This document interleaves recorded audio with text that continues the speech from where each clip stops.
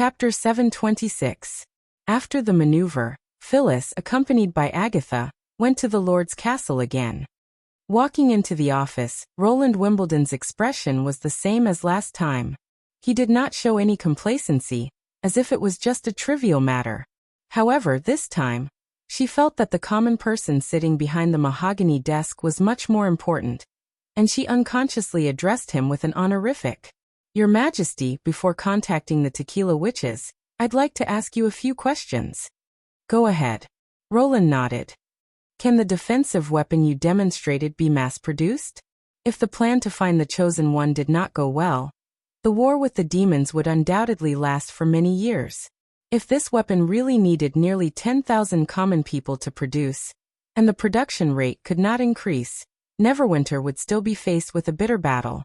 By then, she could also fight for more status for the tequila survivors. After all, the gods' punishment army controlled by the witches was definitely a force to be reckoned with. When the Longsong cannons could not kill the siege beasts coming from all directions, they would have to rely on the witches to fight their way out. The king smiled. First of all, I have to point out that the Longsong cannons are not purely defensive weapons. Although it looks very heavy and difficult to be carried by manpower or livestock, it's not a problem for some vehicles. In fact, with a little improvement, it can be completely turned into a weapon that can be used both for offense and defense. Carry. Vehicles? Phyllis repeated. Before she came to the castle, she had heard from Agatha that when she talked to His Majesty, she often used some awkward words, most of which were very straightforward. If she did not understand, she could directly ask and His Majesty would usually be happy to answer. As expected, Roland rubbed his hands and said, as long as it can carry it, for example, the simplest three-masted sailboat can be regarded as a vehicle. But this kind of big boat can only sail in the swirling sea. I'm just giving an example. Neverwinter, which will have vehicles that can travel freely on land in the future, has already started to develop such a thing, although carrying the Longsong cannons is probably just a sideline. A war machine that can travel freely on the road and carry such a heavy load? However, from what the king had said, it did not seem like it was specially prepared for cannons. Just when she wanted to ask a few more questions, Roland had already continued. As for the problem of production, when the new generation of processing tools is popularized, I believe it will cover the entire border wall within a year or two. This answer made Phyllis inwardly gasp. Covering the city wall in a year or two, even if it were catapults and ballistae, it was impossible to build so many of them in such a short period of time, right? If that was the case, the surviving witches of Tequila would not be of much use. This was a mixed answer. Perhaps their status would be lower than the other witch organizations, but it was always better to have fewer casualties. However, based on her previous experience, she decided not to raise any doubts and changed the topic. I understand, Your Majesty. The second question is, I noticed in the artillery drill that the last explosion did not seem to be caused by the Longsong cannons. Is it the most lethal means that you have mastered so far? When she asked this question, Phyllis noticed a strange smile on Roland's face. According to the technology that I have mastered, it can only be regarded as the lowest grade. The lowest grade? She said in surprise. Can you make an explosion more violent than it? Explosions are endless. Roland shook his head. The second grade is the level of weapons that Neverwinter actually has at present, and the third grade is above it. At that level, it is not impossible to raise a city to the ground in one go. Phyllis was completely stunned. She instinctively wanted to think that this statement was nonsense. Raise a city in one go? That was not a power that could be possessed by mortals or witches. Only God could do that. However, when she saw the strange gleam in Roland's eyes, she found that she could not easily deny this statement. In the end, she could only lower her voice and ask, what kind of weapon is it? Roland did not answer directly. Instead, he took a sip of tea and slowly said, what do you think the scene of the last round of explosion looked like? Does this have anything to do with my doubts? She closed her eyes and thought for a moment before saying, a new sun. If the smoke and dust were seen as clouds, the rising orange fireball was undoubtedly the morning sun at dawn. That's right. It's just a red morning light. The third-grade weapon is the real sun. Roland raised the corner of his mouth as if he was talking about a god-made item. You can't look at it directly because it will burn your eyes. If you get too close to it, just the radiance will set you on fire. The temperature of its core can turn stones into gas, and the airwaves produced are strong enough to collapse a house. This description made Phyllis shudder. She could no longer tell whether the man was exaggerating or telling the truth. Then how can we make it? We have to complete 2 epic-level tasks. One is called resplendent radiation, and the other is called the distance of the sun and, Your Majesty. Agatha interrupted him with a frown. Please don't talk in your sleep at this time. Nightingale's voice also came into Phyllis's ears. Epic-level task? Resplendent radiation? She found that she did not understand a word. She looked at Agatha, who spread out her hands helplessly. Ahem, anyway, it's very complicated, so I need more witches to advance the research and accelerate the technological development of Neverwinter. Roland coughed twice. Of course, the things you found in the ruins may be helpful, so I hope to have a deeper discussion as soon as possible. Phyllis looked at the king with mixed feelings, and then took off the ring in her hand. As promised, I'll contact Pasha and other survivors for you. When I crush this 5-colored stone, they will be able to sense my location. However, I'm afraid it will take 1 or 2 days for them to talk to me directly, because I don't know when Pasha will be able to prepare the magic core. Can we talk anywhere? Yes, but if conditions permit, it's better to talk in a spacious place. Well, then crush the magic stone in the reception hall, so it'll be more formal, Roland said to Agatha.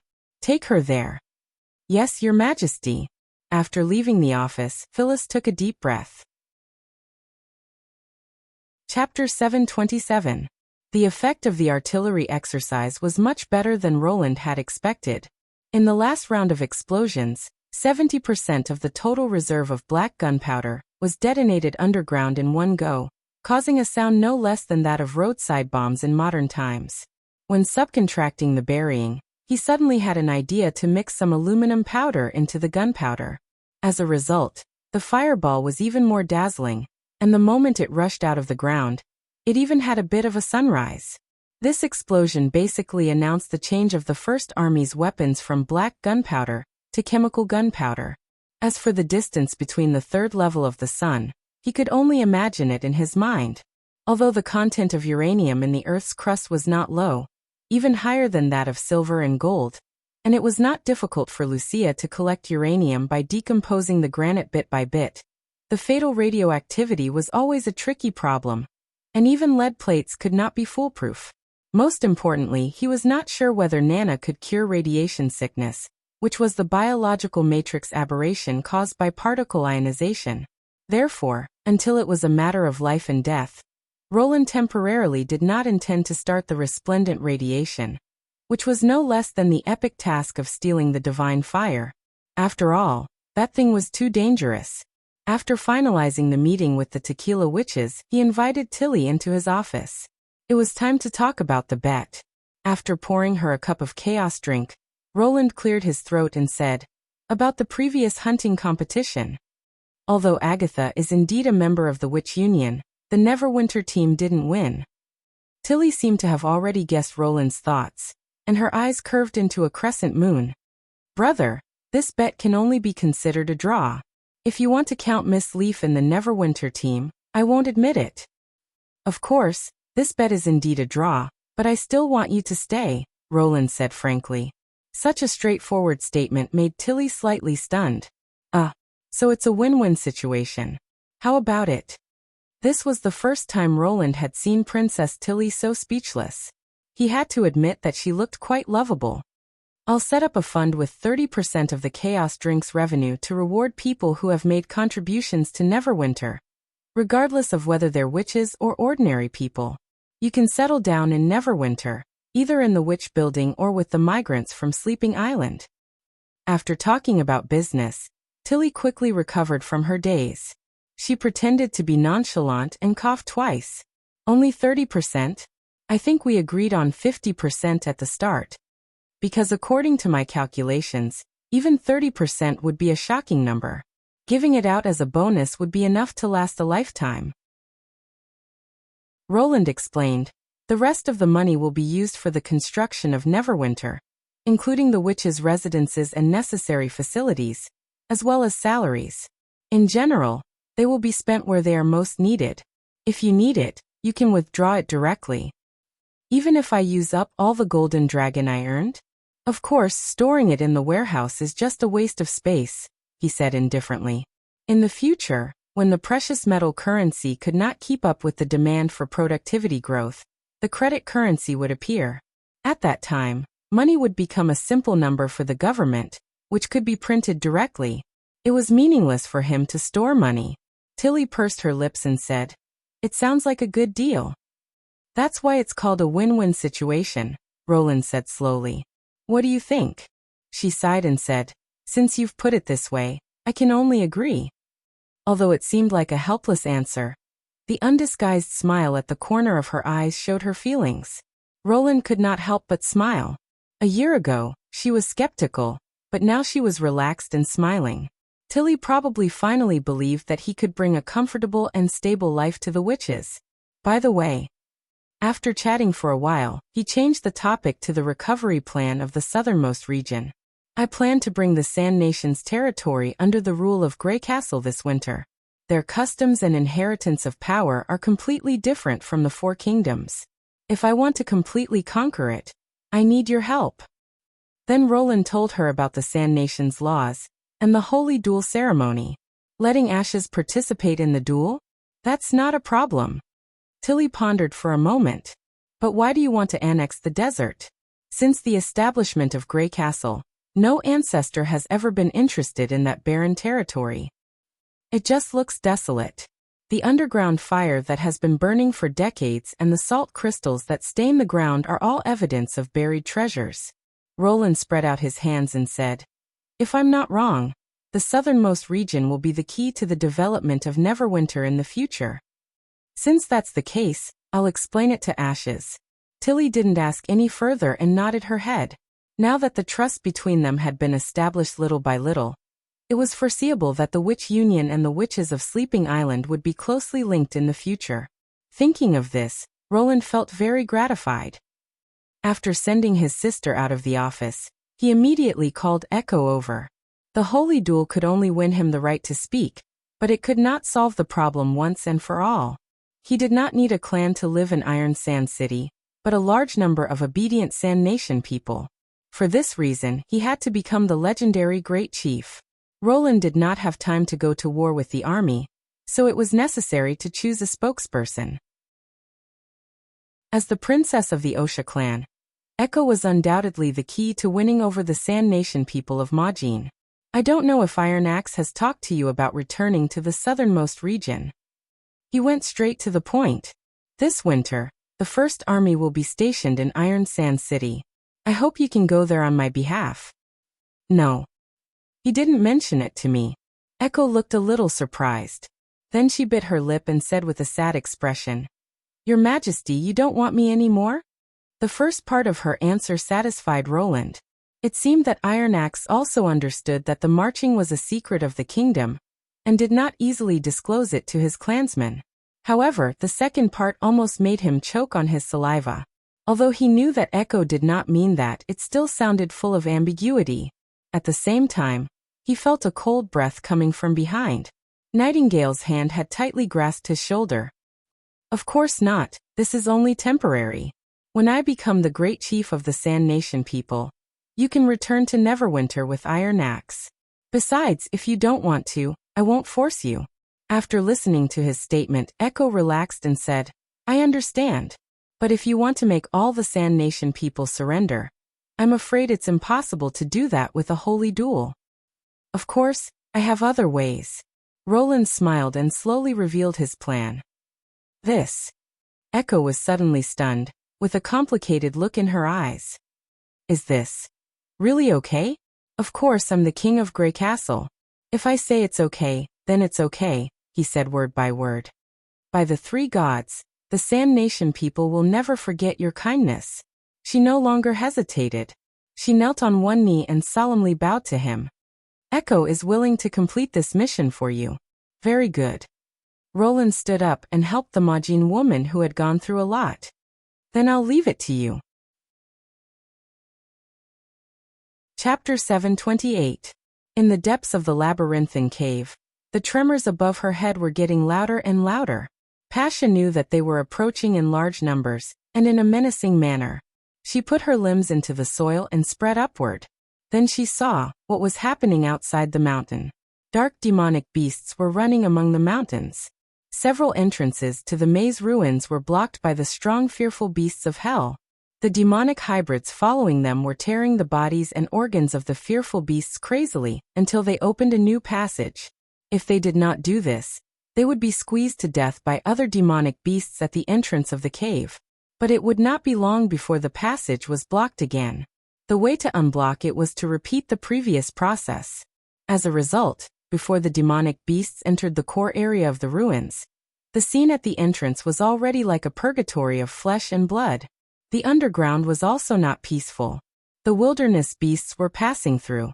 Their mouths full of sharp teeth were the most effective digging tools. Their greasy and moist skin made it easy for them to wriggle underground. Their long bodies carried a large number of symbiotic hybrids. Once these monsters broke through the defense line, they would often cause heavy casualties to the defenders. Even mutated flying beasts appeared in the sky.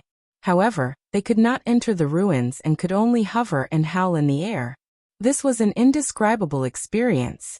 She clearly did not personally witness all of this, but regardless of whether it was the hissing above the mountains, the trembling of the ground, or the sound of the earth rubbing against each other, they were all accurately transmitted into her brain through the thousands of tentacles, forming countless vivid and lifelike images. This was the largest demonic beast attack since the beginning of winter. Pasha withdrew her limbs and sank deeper into the ground. From time to time, some fine soil fell from the top of the cave and hit the braziers on both sides of the passage. She could see every stone in the ground without the fire, but her companions who had been transformed into God's punishment army needed it. However, at this moment, everyone had moved to the hall of the maze, so she put out the fire in the brazier. What's the situation up there? As soon as they entered the hall, Alethia's voice rang in their minds. The wilderness beasts nearest to us have almost broken through to the 3rd level. Pasha's answer was projected into everyone's consciousness. What's the situation down there? Nothing unusual, Alethia replied. But I saw a few charred bodies. Since Pasha had gotten a new body, her understanding of combat had changed greatly. The flat world suddenly became 3-dimensional. Since the enemy could move freely underground, the survivors must always pay attention to the situation under their feet.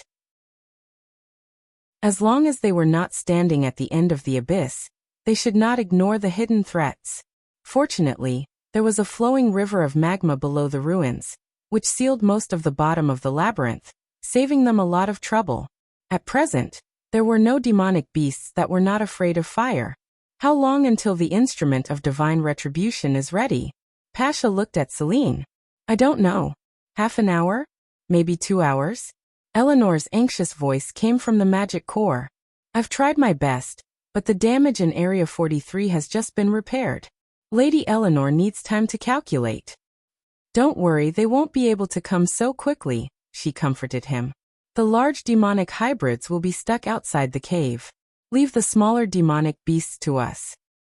You're right, just treat it as a daily practice, Elena said.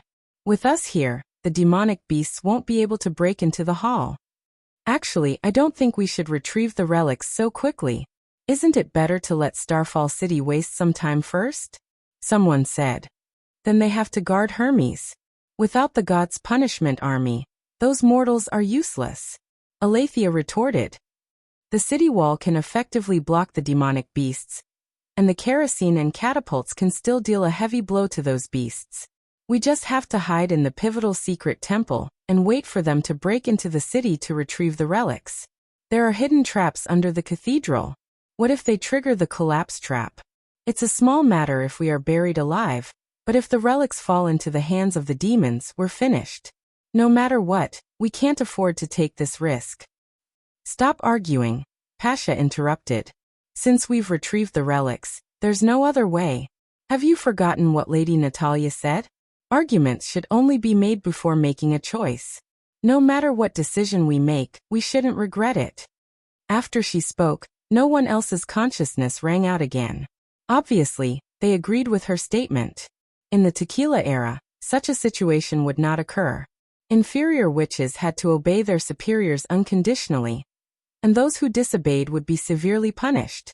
The most serious dispute in the Union was between Natalia and Alice. Before breaking off with Starfall City, Natalia had said the above words to all her followers, and then attacked the Queen of Starfall City. Since then, the tequila survivors were no longer divided into superiors and subordinates, and disputes gradually increased. But Pasha didn't mind it at all. She preferred a vibrant organization to a cold system. Just as they changed the topic and discussed how to block the demonic beasts, Pasha suddenly felt a strange message coming from one of her tentacles. Violent tremors echoed in the rock stratum, as if something heavy had fallen. The speed was so fast that it seemed there was no obstacle. It broke through several layers of the labyrinth, and after a few seconds, it was already approaching the depths of the temple. How is this possible? The ground was filled with dense soil and rocks. Even a wasteland beast would need to spend several minutes to dig a single layer down. This was not the surface, so how could it move so quickly? Pasha hurriedly moved more tentacles in the direction of the movement. The more tentacles she monitored in an area, the more images she received. Then her heart suddenly sank. No one knew when, but a 6 to 7 mile long crack had appeared in this area, splitting the earth into two. At first glance, it looked like a cliff that stretched out from the ground. A wild beast had drilled through the mountain wall and rolled all the way down, landing right above the temple. Prepare to fight the enemy. Pasha raised the voice of her consciousness to the maximum. The direction of the magic core. Just when everyone was slightly stunned, the stone slab at the top of the hall suddenly cracked, and a long wild beast slid down from the crack. Its body was covered with scratches and bruises, but under the reflection of the magic core, its body emitted a dark blue light. Obviously, the fall had caused great damage to it, but even so, it still used its last breath to complete its mission. Chapter 729. No, Pasha shouted. Celine pulled out her tentacles from the instrument of divine retribution and knocked down 2 demonic hybrids. Then she was bitten by the other demonic beasts. A few wounds immediately appeared on its sarcoma-like body, and scales and gray body fluid splattered everywhere. A few agile wolf-like mutants even climbed up her rough skin and tried to bite the main tentacles at the top of her head. The other witches drew their swords to help. Elena was the first to arrive. Like a silver light, she cut the demonic hybrids in half, and then rushed into the demonic beasts to kill them. Wherever she went, blue blood splattered. The monsters that mortals feared were no better than ordinary beasts when faced with Scourge, who was not inferior to an extraordinary. In the early stage, they were at a disadvantage in both strength and speed. As more and more witches joined the battle, the demonic beasts were killed one by one, and the chaos finally subsided. Pasha retracted all her tentacles and quickly ran to the center of the hall, her heart in her throat. Unlike the gods' punishment witches who could change their bodies at will, they could not change into a new body after entering the tumor-like body. Once their bodies were on the verge of death, they could only choose to merge with Lady Eleanor. If it were Pasha herself, she would not mind such an ending. Ever since she decided to follow Lady Natalia, she was ready to sacrifice herself at any time. But Celine could not. Among the survivors, she was the only one who had the deepest understanding of the magic core. Once they merged, they would not be able to activate the instrument of divine retribution for a long time. Are you okay? Pasha asked nervously as she landed beside the scarred tumor-like body. Well, it's not a big problem. Celine's reply made her feel relieved. As long as the holes in my body are blocked, I'll be fine. But a few of my tentacles were bitten off.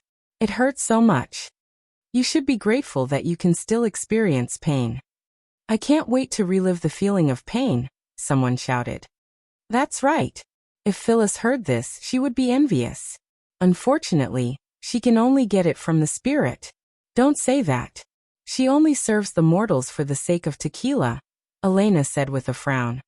She should be called number 76 now, right? I wonder how the Chosen One project is going. How long has it been? It's no longer the era when the Union ruled the whole territory. It's not easy to contact the witches who are hiding. We have to hold on for at least 2 to 3 years. Or we can hold on until the arrival of the bloody moon. And then be devoured by the army of demons, someone added. Damn it, do I have to say it out loud? His words caused everyone to roar with laughter. Calm down. We're not out of trouble yet, Alethea said angrily. What should we do now? There's a hole on the top of our heads. If one falls, the second one will fall. Should we split into a group and guard the bottom of the hole? Pasha thought for a moment, and then rejected this suggestion. No, it's okay if the demonic beasts that have landed are fighting with the witches who stayed behind, but what if they turn around and attack the periphery? That way, the people guarding the entrances would be in danger of being attacked from both sides. Even with Scourge's power, it would still be dangerous. I agree with Pasha. Elena nodded. Moreover, we will be easily separated and surrounded by the demonic beasts. We won't even have a way out. Instead of fighting separately, it's better to gather in one place and guard the relic and the core in the center of the hall. As long as Celine repairs the instrument of divine retribution, we can all survive. I agree. Me too. No matter what, it's better than being bitten to death by demonic beasts from behind. Then let's do this.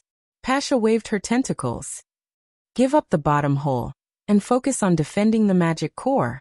This was equivalent to facing a swarm of demonic hybrid beasts in the center of the empty hall. Undoubtedly, what they had to face next would be a hard battle. The only fortunate thing was that the fearful beasts of hell, which were too large and strong, and the unpredictable flying species could not go deep into the maze. Otherwise, the situation would be 100 times worse. However, she was a little worried. The number of demonic beasts was too astonishing, and the gods' punishment witches did not have unlimited physical strength. If the instrument of divine retribution could not be repaired for a long time, could they really block so many monsters? If she had known this earlier, she would not have let Celine continue to test the core during the months of demons. At least not this most important core. An hour later, the demonic beasts finally appeared at the bottom of the maze, and the battle began. All the witches did their best. There was no doubt that the outcome of this battle would determine the survival of the human race. Pasha also joined the battle. She drew magma from the lava river and sprayed it on the heads of the black hybrid beasts. The hot and sticky red water ignited the monsters' furs, and the fire was so fierce that the air was filled with a burning smell. Even so, they still rushed forward and insisted on charging toward the location of the relic. The gods' punishment witches formed a wall of flesh and blood with their bodies. As long as their heads were not injured, they would not really die. Therefore, this battle was extremely fierce. Even though their bodies were bitten to pieces, it did not prevent them from lying on the ground and cutting off the enemy's legs and abdomens. At this critical moment, Celine's excited voice came into everyone's mind. The core calculation has been completed. The magic mode has been adjusted to mutant annihilation, and the instrument of divine retribution is ready. Pasha, leave it to me. Go and activate it. Alethea spat out a mouthful of magma, forced the nearby demonic beasts to retreat, and jumped in front of Pasha. Among all the survivors, her key was second only to Lady Eleanor's, and it was also the thickest one among those who could activate the instrument. Pasha nailed the main tentacle to the stone slab above her head, and with a leap, she came close to the instrument of divine retribution. Based on her previous experience, she stretched out all her tentacles and tightly hugged the spindle-shaped core suspended in mid-air. In an instant, the magic power in her body swarmed out, and the dark cold light emitted from the skeleton of the instrument became brighter and brighter.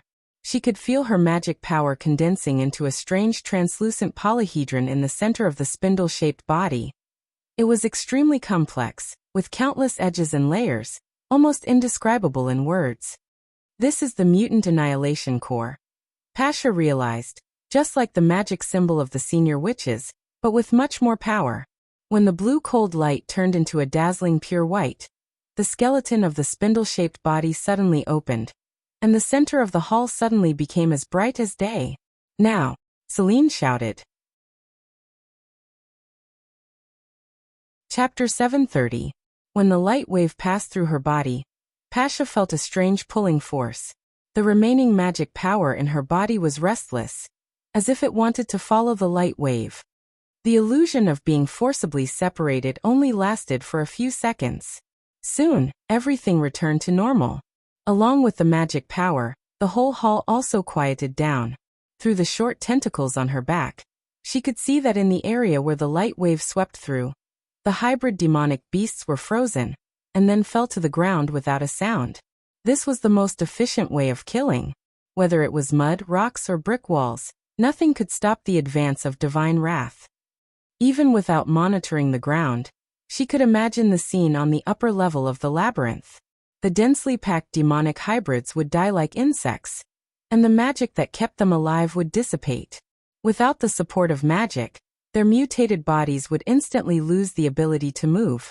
Of course, some ordinary demonic beasts with less mutation and almost no magic power could survive, but these mindless beasts could no longer threaten the safety of the relic. This time, Celine finally made it. Pasha pulled out the tentacles, panting, and looked at Alethea. "Go and see the situation on the surface." Then she moved to Elena's side. "What's the situation?" Elena was covered with blue and black blood. Half of her arm was gone, and her hair was soaked in sweat, as if she had just been fished out of a river. "Fortunately, all of them are here." Pasha let out a sigh of relief. Looking around, she saw that the witches who could still move were still holding up their shields, while the exhausted witches were lying on the ground, trying to regain their strength as soon as possible. Even though they had just gone through a great battle, their expressions did not reveal the slightest trace of exhaustion or despair. Instead, they grinned and waved at her in a relaxed manner. Obviously, everyone thought the same as her. They treated every battle as the last one in their lives, and they would not regret it even if they had to sacrifice everything for the tequila. This made Pasha feel a little sore in her eyes, and a warm current slowly flowed in her heart like a hot spring. Every witch was equally important. Over the past 400 years, the number of witches had never increased. They had already accumulated a deep affection for each other, so it was good news that none of them were missing. But this body has to be changed. Elena sighed. "It took me a long time to choose this body. I don't know if there is a more handsome and strong one in the new body." Pasha didn't know whether to laugh or cry. "Don't talk about such a boring topic at this time." She stretched out her tentacle and knocked on their heads.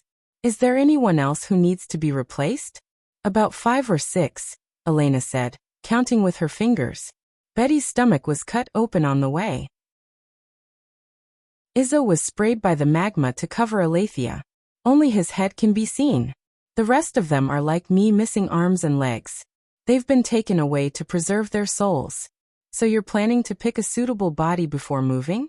Of course. I don't even feel it anymore. At least I should change it to something more comfortable. Elena curled her lips and put the bloodstained giant sword on her back. She staggered and fell to the ground after taking 2 steps. TSK, this damned body. Scourge didn't feel pain or fatigue, but the physical exhaustion was real. Even if he was still full of spirit, the exhausted body would become extremely weak, as if it was out of control. Let me take you there. Pasha rolled Elena up with her tentacle and walked to the side room of the hall. All the gods' punishment warriors who came from Hermes without a master were collected there for the survivors. I remembered that some of the new batch looked pretty good. Oh, you also care about this? Elena looked at her with interest. Pasha coughed involuntarily. Don't forget, I'm also a witch like you.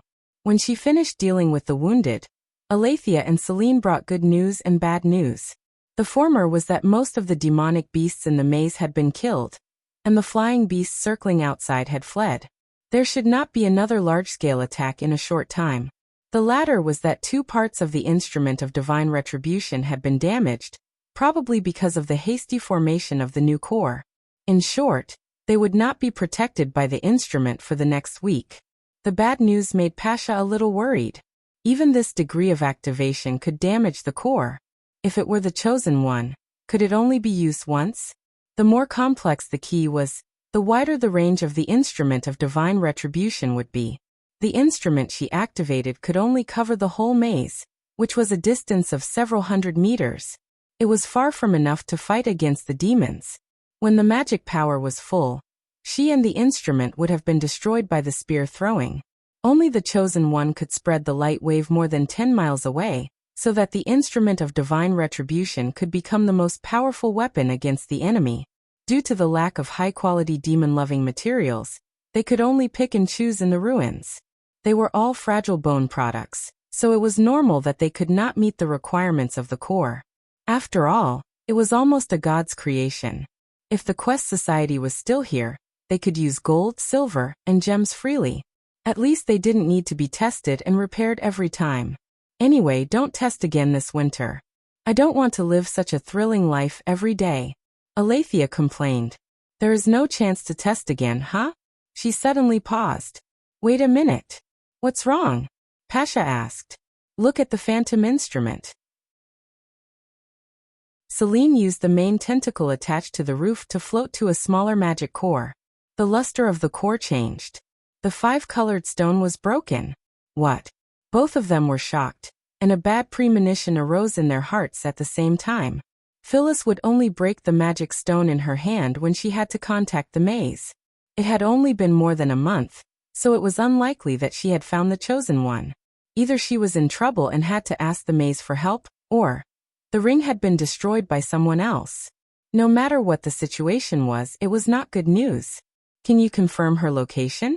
Alethea asked in a low voice. Celine inserted her tentacle into the core. Southwest of us away. It should be in the kingdom of Grey Castle, near the entrance of the fertile plains. The western region of Grey Castle. It seemed that she had arrived at the destination of this trip. Pasha could not help but think. So what was the problem that forced Phyllis to break the magic stone? Did she accidentally expose her identity? Or did the witches of the New Age see her as an enemy? Or, no, it could not be so smooth. Pasha shook her head and threw the distracting thoughts out of her mind. She was most likely in trouble. What are you going to do? Alethea looked at her. She thought for a moment and replied. According to the plan, the phantom instrument would be activated 1 day later. This was the shortest preparation time for the instrument. Chapter 731. The Witch Union welcomes you to join us. Vendi spread the prepared contract on the table and said to the witches in the kingdom of Wolfheart with a smile, read the oath on the back of the contract and sign your name. Then you'll officially become a member of the Union. This process should have been completed long ago if Princess Tilly had not proposed the hunting competition. Regardless of who won or lost, she had been worried about the competition during the few days of preparation. The day of the hunting competition had been like a year, and she had even complained about His Majesty for a long time. Coupled with the artillery exercise that followed, the competition had been postponed. However, to her surprise, Annie, who seemed to be calm, had come to her. Sister Vendi, don't you want to test our abilities first? Amy asked. After staying in Neverwinter for a week and a half, this lively little girl had won the favor of most of the witches. Her naive and trusting personality made her quickly familiar with the others, and now she could call Vendi sister quite easily. The test is usually arranged after the signing of the contract, Vendi said softly. If you have any questions about the terms of the contract, you can ask them now. Oh. Amy was the only one who could understand the words. The other 3 witches gathered around her, listening to the terms and exchanging opinions. Vendi looked at the witches who were whispering to each other with great interest, and could not help but recall the scene when she had signed the contract. At first, she thought that the rules were too inconceivable, and that it was likely that the Lord was deliberately showing his benevolence. It would not be long before he changed the rules completely, or he would implement a set of secret rules to restrict the witches' actions. However, later she found that she was wrong. Until today, 2 years later, the basic framework of the contract had not changed. Based on this point alone, Vendi felt that the choice she had made at that time was the best decision in her life. Wow, we can get a golden dragon every month. Can we buy whatever we want? The part about paid leave can't be true, right? If His Majesty can't provide security and shelter, The witches have the right to terminate the contract. Is this really not a betrayal? Vendi answered their questions with a smile, just like how she answered herself in the past. She could almost guess at which moment Annie and the others would exclaim in surprise, because she had been just as surprised when she read the entire contract. His Majesty had given the witches what they longed for the most, freedom and recognition. The fate of the witch union was closely linked to that of Roland Wimbledon. Vendi believed that even if His Majesty fell into a crisis in the future, and could no longer provide him with food and shelter, they would not leave his side. This connection was not written in the contract, but it was stronger than words and language. However, it was foreseeable that there would be fewer and fewer scenes full of fun and memories. The newly awakened witches had a completely different living environment from them. They no longer had to face the threat of the church, nor did they have to face the hostility of the people around them, or even their relatives. Naturally, they would not be like them, grateful for their hard-won new life. After confirming the terms, it was time to read the oath and sign. There were no mandatory rules in the agreement. It only stated that they had no hostility towards Roland and the Witch Union, and that they had joined the union of their own free will. After the four witches finished reading, Vendi received a pinch from Nightingale to confirm its authenticity. Now we're sisters. She smiled and hugged the four witches. In this way, there were 4 more members of the Witch Union. The place to test their abilities was outside the Witch Building, in Leaf's garden jungle. The first one to be tested was Annie. Vendi had learned a lot about her ability from Amy. Annie could also produce high temperature, but she could not ignite an open flame like Anna. The temperature was only attached to the surface of her palm. In the early stage of awakening, it was almost as hot as a torch.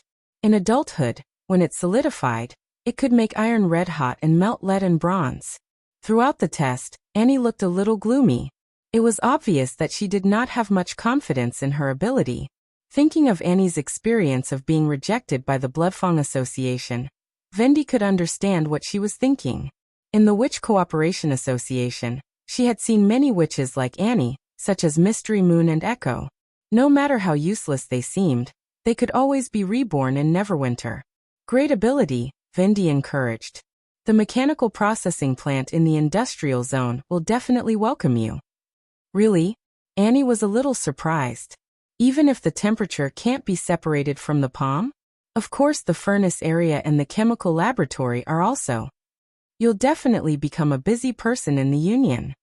She smiled and wrote down several possible positions in her notebook. No one was more proficient than His Majesty in identifying the use of the ability. With her current knowledge, she was far from qualified for this job.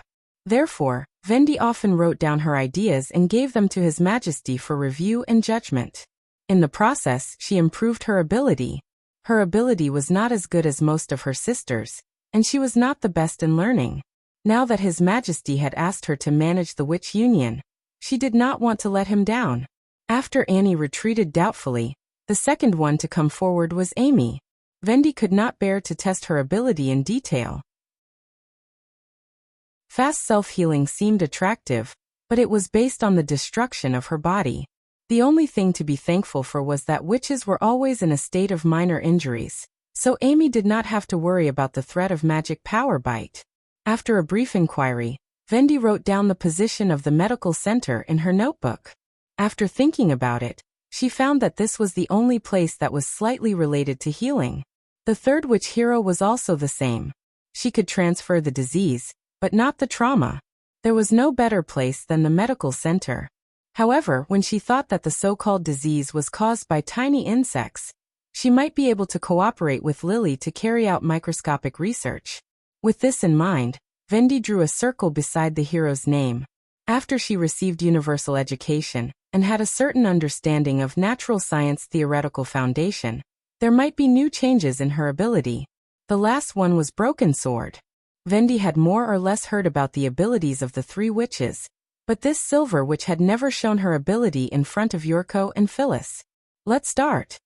She nodded at Broken Sword. Broken Sword took a deep breath and closed her eyes. With the surge of magic power, her whole body burst into a dazzling light, which was almost impossible to look at directly. Vendi could not help but squint and take 2 steps back. In terms of this momentum, Broken Sword was much more powerful than the other witches in the kingdom of Wolfheart. When the light dissipated, she sucked in a breath of cold air, almost unable to believe her eyes. Chapter 732. This is your ability? It took a while for Vendi to react. She can't hear you, Annie said. After turning into a weapon, Broken Sword will lose the ability to communicate with the outside world. Only when you hold her will she be able to perceive the world through your 5 senses. So that's how it is. Wendy hesitated for a moment before she stepped forward and gently grasped the hilt of the sword. In an instant, her mind seemed to have gained an additional consciousness. The blade of the sword fused with her at this moment, as if it had become a part of her body. Not only that, Vendi also felt that her vision and hearing had become much sharper, and her whole body was full of strength. This is symbiosis. Broken Sword's voice rang in his mind. When you pick me up, everything I have will be attached to you. Speaking of this, her voice seemed to reveal a trace of regret. Unfortunately, my body is not very good since childhood, and my strength is limited. Even if I am with you, I can't help much. So the reason why I feel full of strength is because I inherited Broken Sword's ability. Vendi raised the weapon and carefully looked at it. The hilt felt warm and soft like a living thing. The shape of the blade was a bit strange. It was only about an arm's length, but it was thin like a finger, flat at the front and round at the back. Rather than saying it was like a sword, it was more like a magnified needle. If one looked closely, they could also see the fine stripes on the blade, as if it was tied up by countless silver filaments. Vendi could not help but think of Broken Sword's striking silver hair. How long can you maintain this form? If you don't change repeatedly, it can last forever. It seems like it's the same as Maggie, she thought. Only the moment of change will consume a lot of magic power. Maggie? Do you mean that huge pigeon? Vendi was stunned for a moment before she realized that as long as she was close to Broken Sword, she could see her thoughts. This made her a little flustered. After all, there were some things that she did not want anyone to know. Your mood is a little unstable. What is this, a cloth belt? Nothing. Wendy hurriedly stuck the blade back into the ground and looked at Annie. Ahem, can anyone become one with the Broken Sword? In theory, as long as she is willing to accept it, ordinary people can also get her power. Annie nodded. But in that state, she is just an extraordinarily hard weapon. Only in the hands of witches can she exert her true strength. In the hands of witches? Yes. Annie seemed to have noticed something and said calmly. In addition, telepathy doesn't mean spying on your mind. As long as you don't focus on your current thoughts, Broken Sword won't be able to detect your mood. I see. Vendi calmed down and grasped the hilt again.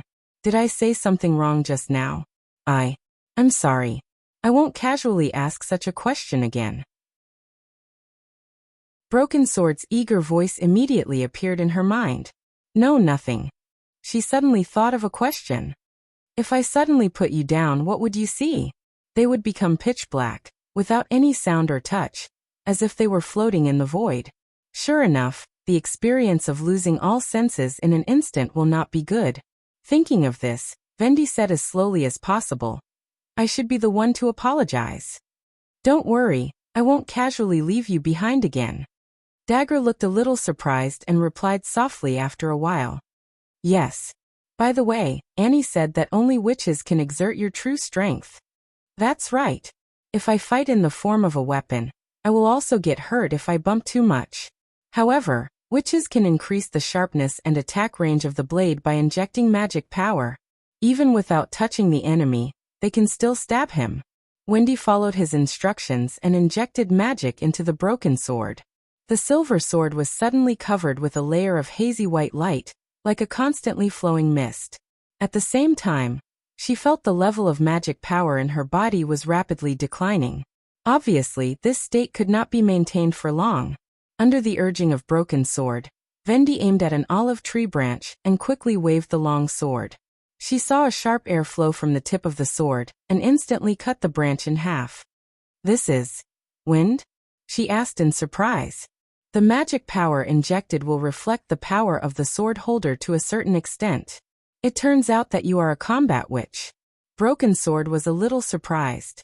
If it's Annie, she can't let her power leave the blade. So that's how it is. Vendi could not help thinking of Anna's Blackfire. If she attacked with all her magic power, what would the scene be like? It would probably be no less powerful than the Sigil of Gods that could trigger the Sky Thunder. However, Anna was one of the most important witches in the Alliance and His Majesty's beloved. It was basically impossible for her to go to the battlefield in person. As for the other combat witches, she thought for a long time, but could not find a suitable candidate, so she simply circled Broken Sword's name. It was better to let His Majesty decide who should cooperate with Broken Sword's ability. When the loud and melodious whistle came from the direction of the dock, Roland put down the quill in his hand, and could not help but stretch. One long and two short, the whole dock resonated. This was the signal for the army to set off. After completing the battle preparations, the expedition team of the First Army spent only one morning boarding the ships. The first batch of cement ships carrying soldiers would officially leave Neverwinter for Fallen Dragon Ridge with the sound of the steam whistle. After that, many ships would take on the task of transporting ammunition and provisions. Until the new and old soldiers finished gathering at Fallen Dragon Ridge, the battle to recover the southernmost region would officially begin. However, he had finally taken this step. Roland glanced at the densely packed sketches on the table. They were the design drawings of the internal combustion engine. As the second-generation prime power machine that completely replaced the steam engine, it was self-evident that the internal combustion engine was of great importance to the industry, and even changed the course of world history to a certain extent. From the first piston engine and gas turbine to the later jet engine, the internal combustion engine almost carried half of the sky of industrial power. It was not until the appearance of the electric motor that the insufferably arrogant dominant position was shaken. There was no doubt that as one of the most important machinery in history, the internal combustion engine would blossom in a new era in Neverwinter. The Blackwater in the southernmost region was an extremely important part of this plan. If he could extract fuel from it, the following development would naturally be a matter of course. If not, he could only consider using alcohol as fuel. Even if it was technically feasible, the scale would definitely be greatly limited. At this moment, Agatha suddenly knocked on the door and walked into the room. Chapter 733. In the center of the Hall of the Ruins, the phantom instrument was fully opened and filled with magic power. Its core was emitting a cold purple light. Next, as long as Pasha gave an order, it could project the light curtain thousands of miles away, which was beyond the witch's ability. It was a power given by God. Pasha looked behind her. All the sarcomas had fallen to the ground. The God's Punishment witches stood side by side with the most serious expressions. The dead demonic hybrids were deliberately piled up on both sides. The pale blue blood reflected the purple light, looking gloomy and horrible. If it were a group of common people, they would definitely be shocked by this hellish scene. Right? Pasha did not want this to happen.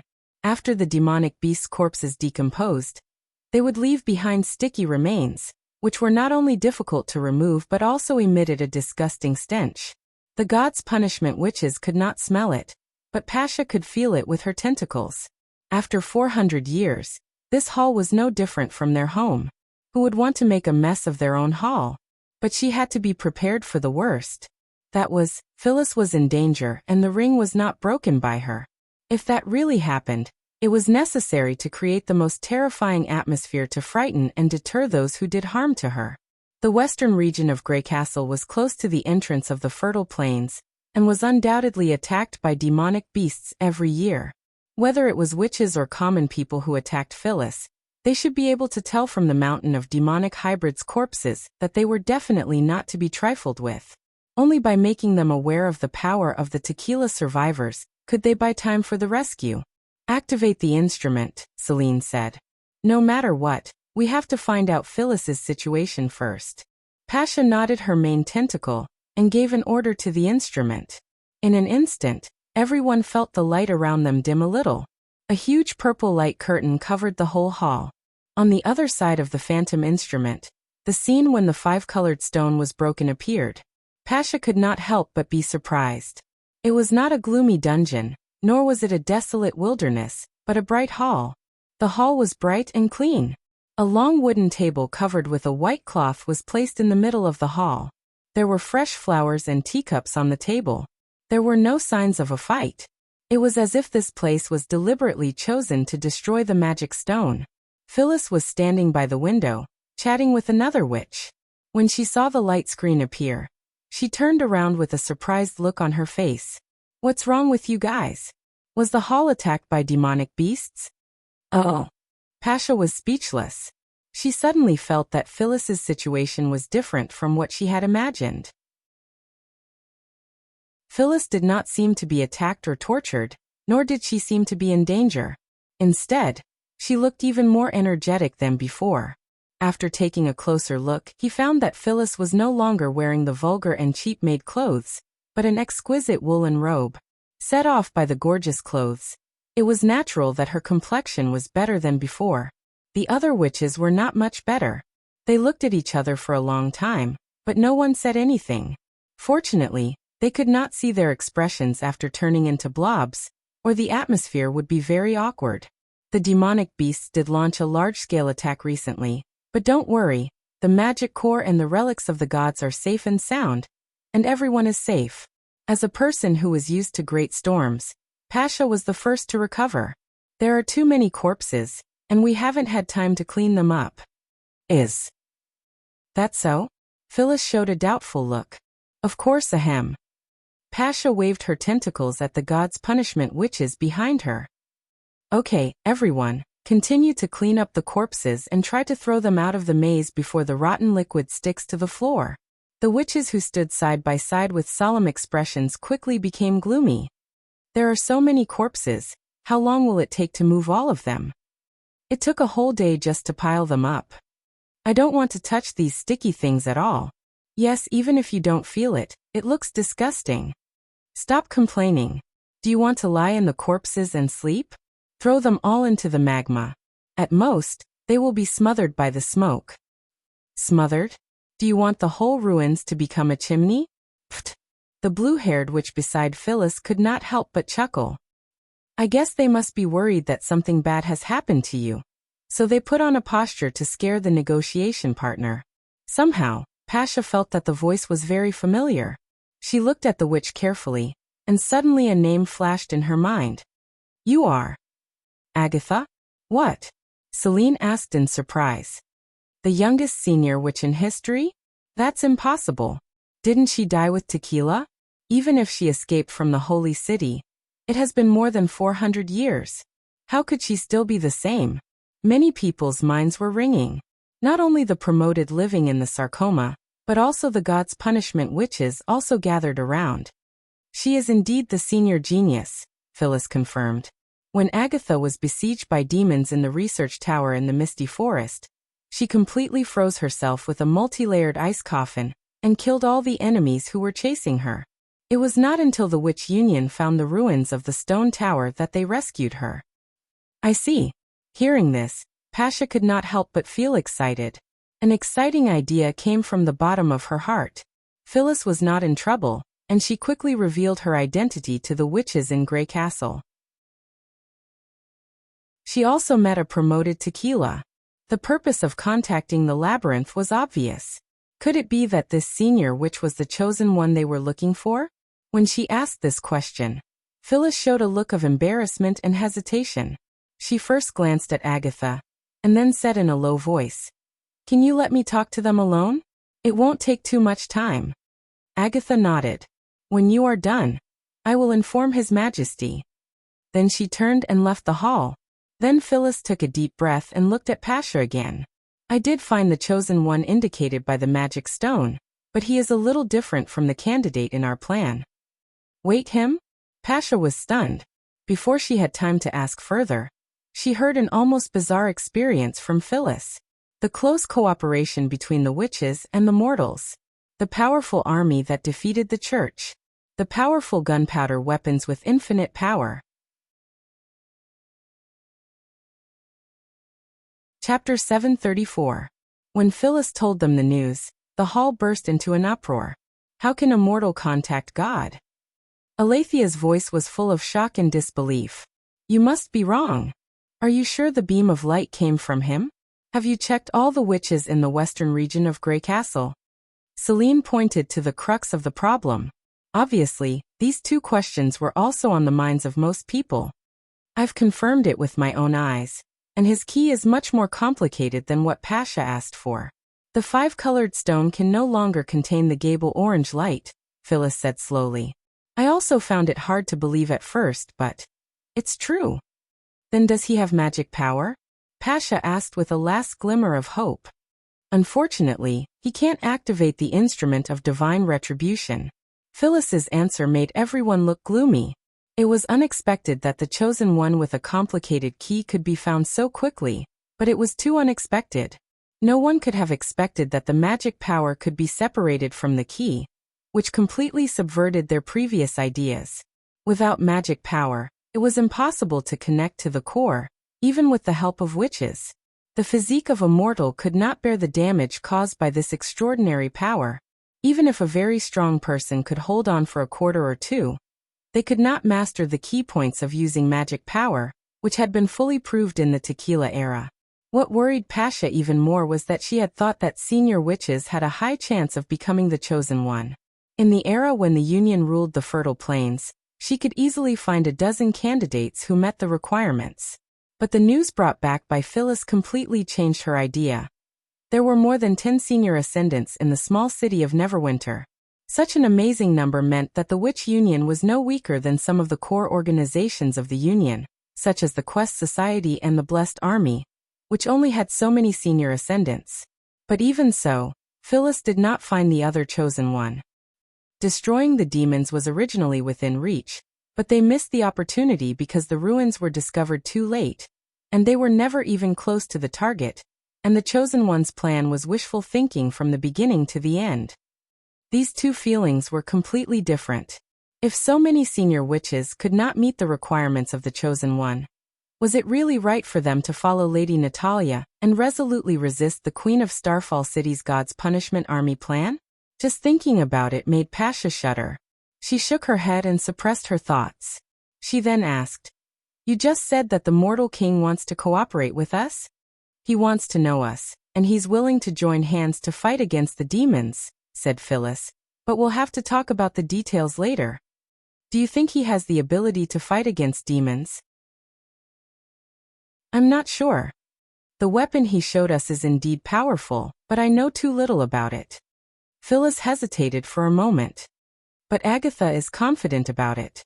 She thinks that as long as Neverwinter is given another 2 or 3 years, it's not impossible to keep the demons west of the impassable mountain range. What does she think of our relationship with Neverwinter? Alethea asked in a low voice. Agatha thinks she's a tequila witch, but she'll work for Roland Wimbledon, that is, the mortal king. Phyllis paused and told the new union's thoughts. She thinks that the most urgent task at present is to defeat the demons, and all the forces on the continent should unite and fight for the third battle of divine will.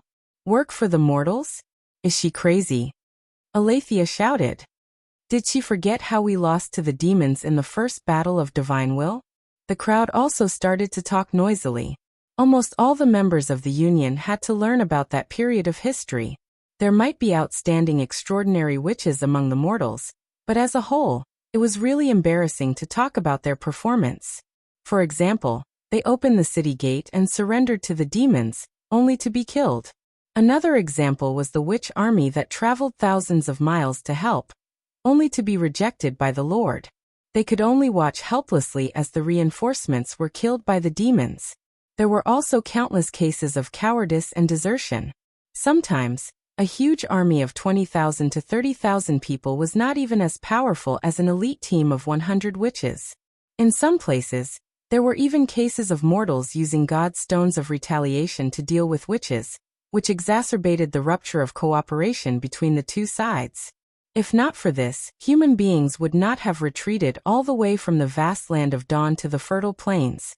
With such a poor performance, coupled with the shortage of food and resources, it was only natural that the witches completely replaced the regime of the mortals.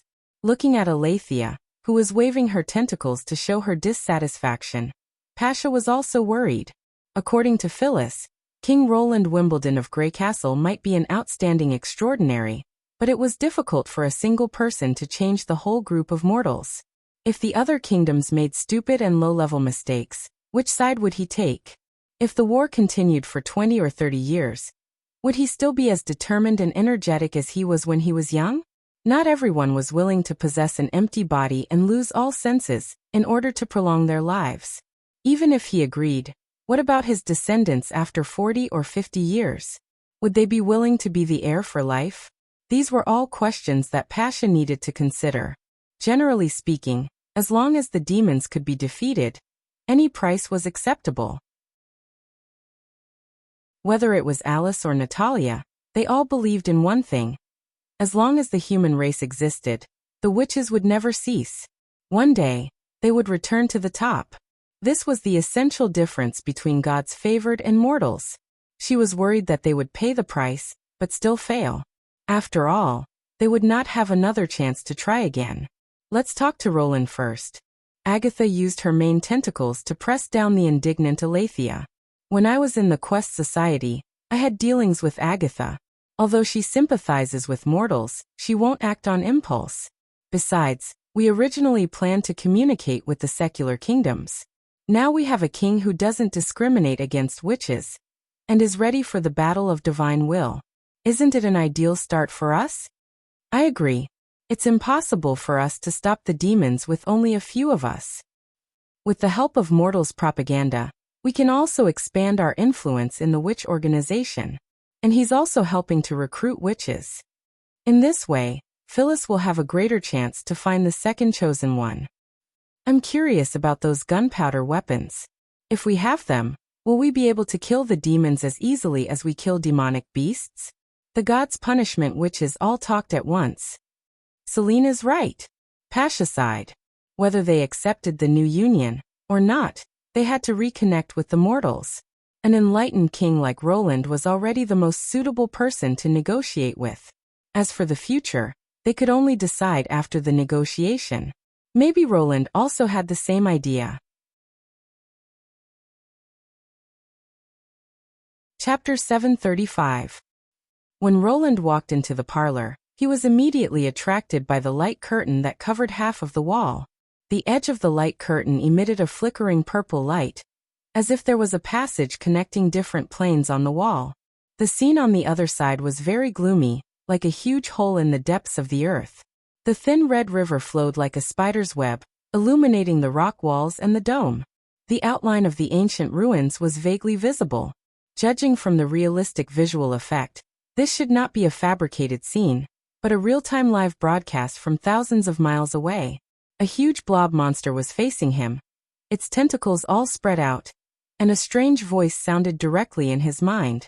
Sorry to keep you waiting. Your Majesty Roland Wimbledon, King of Grey Castle. I'm Pasha, one of the survivors of Tequila. You must have heard about us from Phyllis. So this is what direct communication is all about, Roland said as he sat down on the other side of the light curtain. Nightingale, Agatha, Wendy, and Scroll were also present with him. It's good that you guys talk for a while, so I don't have to introduce myself. You don't look surprised at all. Pasha seemed a little surprised. I thought it would take a long time for you to accept that we are witches.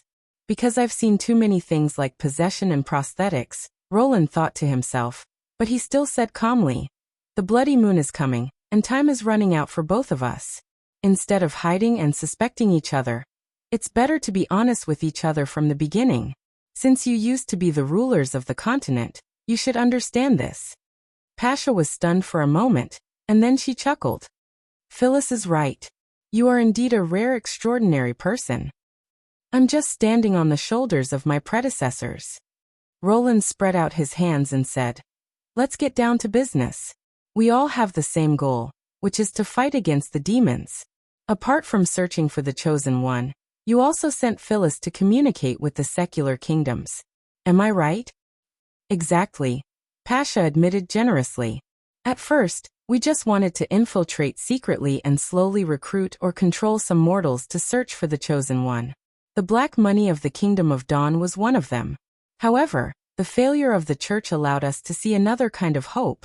That was to stand in front of the stage openly and gather all the witches in one place. That's why you're interested in Grey Castle? According to the information collected, Sleeping Island in the fjords has the largest witch organization at present, and its leader is the sister of the King of Grey Castle.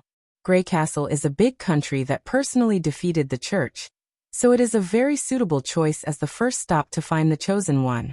However, I didn't expect that Phyllis would contact you so quickly and bring me a piece of shocking news. To be honest, we thought it would take at least 2 or 3 years to get to this point. Very good. It seems that we've saved another 2 or 3 years. This achievement alone is enough to make this conference go down in history. Roland smiled. It seems that you're right. Pasha also smiled. Provided that we can defeat the demons and continue to survive in the Land of Dawn. Of course, as long as ordinary people and witches put down their barriers and work hand in hand, the demons are not unbeatable. Roland paused. I can also help you find the chosen one. After all, it's always good to have another powerful weapon against the demons. However, cooperation must be based on mutual understanding. What do you think? I agree. Pasha's tentacles swayed in unison. If you want to know anything, please ask, Your Majesty. He looked around and exchanged glances with Agatha, Vendi and Scroll.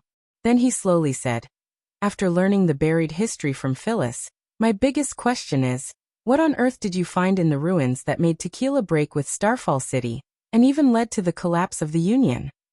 This was also one of the key reasons why Roland decided to take the initiative to contact the survivors. For example, the technology of soul transfer was something that current technology could not solve. The instrument of divine retribution, which could replace the plan of the gods' punishment army and completely destroy the demons, must also be extraordinary. Roland would not blindly believe that the technology he knew was perfect. Every modern person knew the principle of learning from others' strong points to make up for their shortcomings. In fact, he had always wanted to incorporate magic power, which seemed to be omnipotent, into science and technology. When he saw that the ancient artifacts in the ruins could accurately project real-time images to the castle in the western region, he was sure that this conference was absolutely necessary. There was no doubt that this ability was beyond the limits of witches. Pasha, are you sure you want to tell him this? That's the secret of the gods. How much sacrifice did we make to? In an instant, several voices poured into his mind. Some were worried, and some were dissatisfied. Only then did he realize that many people in Tequila were also watching this conference. It's because of the sacrifices we've made that we can't let them go to waste. Pasha interrupted the discussion. If we can't resist the demonic tide, do we have to take this secret to the grave, just like the tombstones we found? Her loud rhetorical question instantly silenced the room. Probably because she had hit the nail on the head, no one stood up to oppose her opinion. This made Roland a little concerned. It seemed that Phyllis's description of the survivors was not a lie. They did eliminate the influence of class and status to a certain extent. Otherwise, they would not have quarreled on such a big matter. But in general, Pasha still had a very high prestige among them. I'm sorry, this information is indeed very important. Pasha lowered her tentacles toward the living room as if to express her apology. But now it can no longer be a secret, at least not between us. After a moment of silence, she continued. To be precise, we didn't find the ruins, but the ruins found us. Roland frowned. It found the Tequila? Not the Tequila, but us in an earlier era. Around the beginning of the first battle of divine will. Did the us Pasha mentioned refer to all human beings? For some reason, he faintly felt a chill rising from the soles of his feet.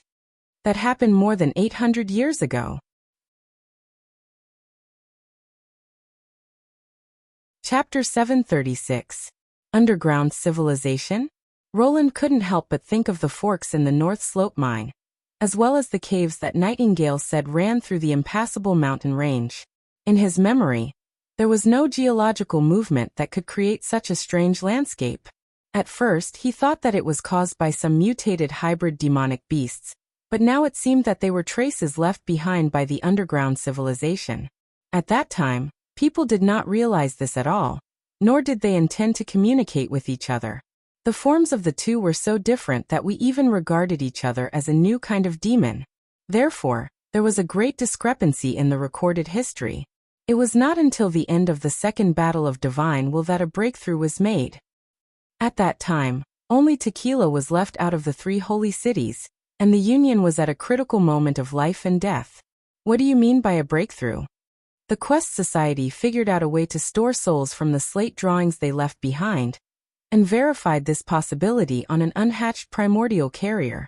From then on, the 3 chiefs began to study the transformation of the gods' punishment army. I don't know anything about this, Agatha said in surprise. Soul transfer was the Union's top secret. It was even 2 levels higher than the gods' punishment army project, which used witches as experimental materials. At that time, only the 3 chiefs and a few high-level officials knew about it. Pasha replied, "We only learned of this shocking news after the fall of Tequila. So Natalia supported the plan of the gods' punishment army from the very beginning." Roland frowned and asked, "And what's the original carrier?" "Because she had no choice. As for the latter, it's what we are now." Her tentacles drooped down, and her body moved closer to the light screen. This ugly and weird body is the evidence of the underground civilization's existence, and the only tombstone they left behind. It's a long story, Your Majesty. Please listen to me slowly. Roland nodded and poured himself a cup of chaos drink. He leaned back on the chair and sensed the consciousness of the other party. According to the clues on the stone slab, the vanished civilization left behind a city in the impassable mountain range. The Quest Society searched for a long time, but to no avail. Later, they suddenly realized that since the other party was used to moving underground, could they have built their city underground as well? After expanding the search area downwards, the witches finally found this magnificent city. It has a total of 4 layers, nearly half the size of Tequila. Each layer has countless forks and holes, making it as complex as a maze. If he didn't have a witch who could sense the location as a guide, once he fell into it, it would be difficult to get out. Therefore, the Quest Society also called it the Maze Ruins. Unfortunately, Tequila fell into the hands of the demons before they could explore it in detail. Everyone had no choice but to flee. After paying a heavy price, we finally arrived at the labyrinth. According to the plan, the Union would take away the original carriers stored in the labyrinth, and then go to the Hermes Plateau to build a new holy city. They would then recast a new order in the barbarian land on the east coast of the continent. But no one can predict what will happen next. At this point, Pasha fell silent, and the scales on her body became dim. Even though he couldn't see her expression, Roland could feel the sadness in her heart. After a while, she continued, "During the rest, the Quest Society found that the labyrinth ruins were well preserved, and it wouldn't be an exaggeration to say that it was a brand new city. In addition to the original carriers, the bottom layer of the ruins also hid many incredible secrets, among which the 3 most important discoveries were the magic core, the central carrier, and the records of the lost civilization. Later, we realized that as early as the first battle of Divine Will, it had wanted to lead us here." Pasha took a deep breath. "The labyrinth ruins were prepared for us. Why?" Tilly couldn't help asking. "For revenge." Another voice sounded in everyone's mind. Compared to Pasha, this voice was much colder. "It hoped that we could destroy the demons to avenge the extinction of their race. This is only Lady Natalia's speculation. There was no mention of this in the documents." Pasha waved her tentacles as if she was shaking her head. Perhaps they simply wanted to pass on their civilization. In short, the Quest Society found a lot of research information about divine will and magic power from the records left behind. In order to let us know the details, most of the conclusions were expressed in the form of lithographs. The description of the magic core was the source of the disagreement between the Queen of Sunchasur and the Queen of Starfall. The most important content in the lithographs was, "Magic power has infinite possibilities, and the process of pursuing divine will is the ladder of mastering magic power." Roland knew that this was the key point. "What's the magic core?" Is it related to the instrument of divine retribution? You can think of the magic core as an artificial magic cyclone. It's not limited by the witches themselves, and it can change its shape at any time. This incredible device completely subverts the Union's understanding. Pasha pointed at the light screen with one of her tentacles. For example, the phantom instrument we are using now is a small magic core. When necessary, it can also be transformed into other instruments. As for the instrument of divine retribution, it's the largest magic core in the ruins. I see. He immediately realized the advantages of this device. Compared with the witch's inborn ability, the magic core could be called a universal terminal. Most importantly, its effective range was far beyond the limit of 5 meters. Whether it was used for production or combat, it was much more powerful than the witch's. But this is only the most basic use of magic power, just like the original awakening and the senior advancement. The Slate prophecy says that if we continue to deepen our understanding of magic power, one day, we will be no different from God. Pasha said dejectedly, as if she was not talking about a magnificent thing, but a lost person who had lost his goal. Roland heard the key point of this sentence. But you don't have time. You're right. We don't know whether it will take 100 years or 1,000 years. In order to get in touch with the magic core, several members of the Quest Society were sacrificed. Obviously, the witches could not directly touch these strange instruments. We wanted to solve the problem, but we couldn't find a way, so the exploration was in a deadlock. The things that the drawings could record were extremely limited. If one wanted to continue studying them, he could only follow their instructions and fuse with the central carrier. When enough people fused with them, it was possible to understand their words and further read the more profound documents and records. But we don't have time. It took us more than 3 years to figure out these things. Many common people began to try to get rid of our control. We didn't know how many witches we needed to integrate with the carrier. At that time, we only had enough resources to focus on one research. If this continues, the Union's grand plan to restore order will lose its foundation.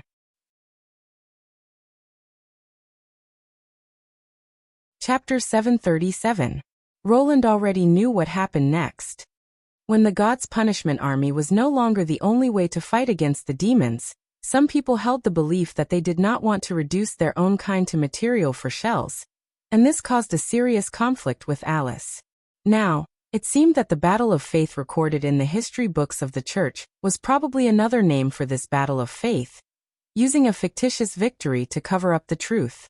The root cause of this conflict, apart from the difference in ideology, was that the higher-ups of the Union knew very well that no matter which plan they chose, they could not guarantee that they would be able to defeat the demons.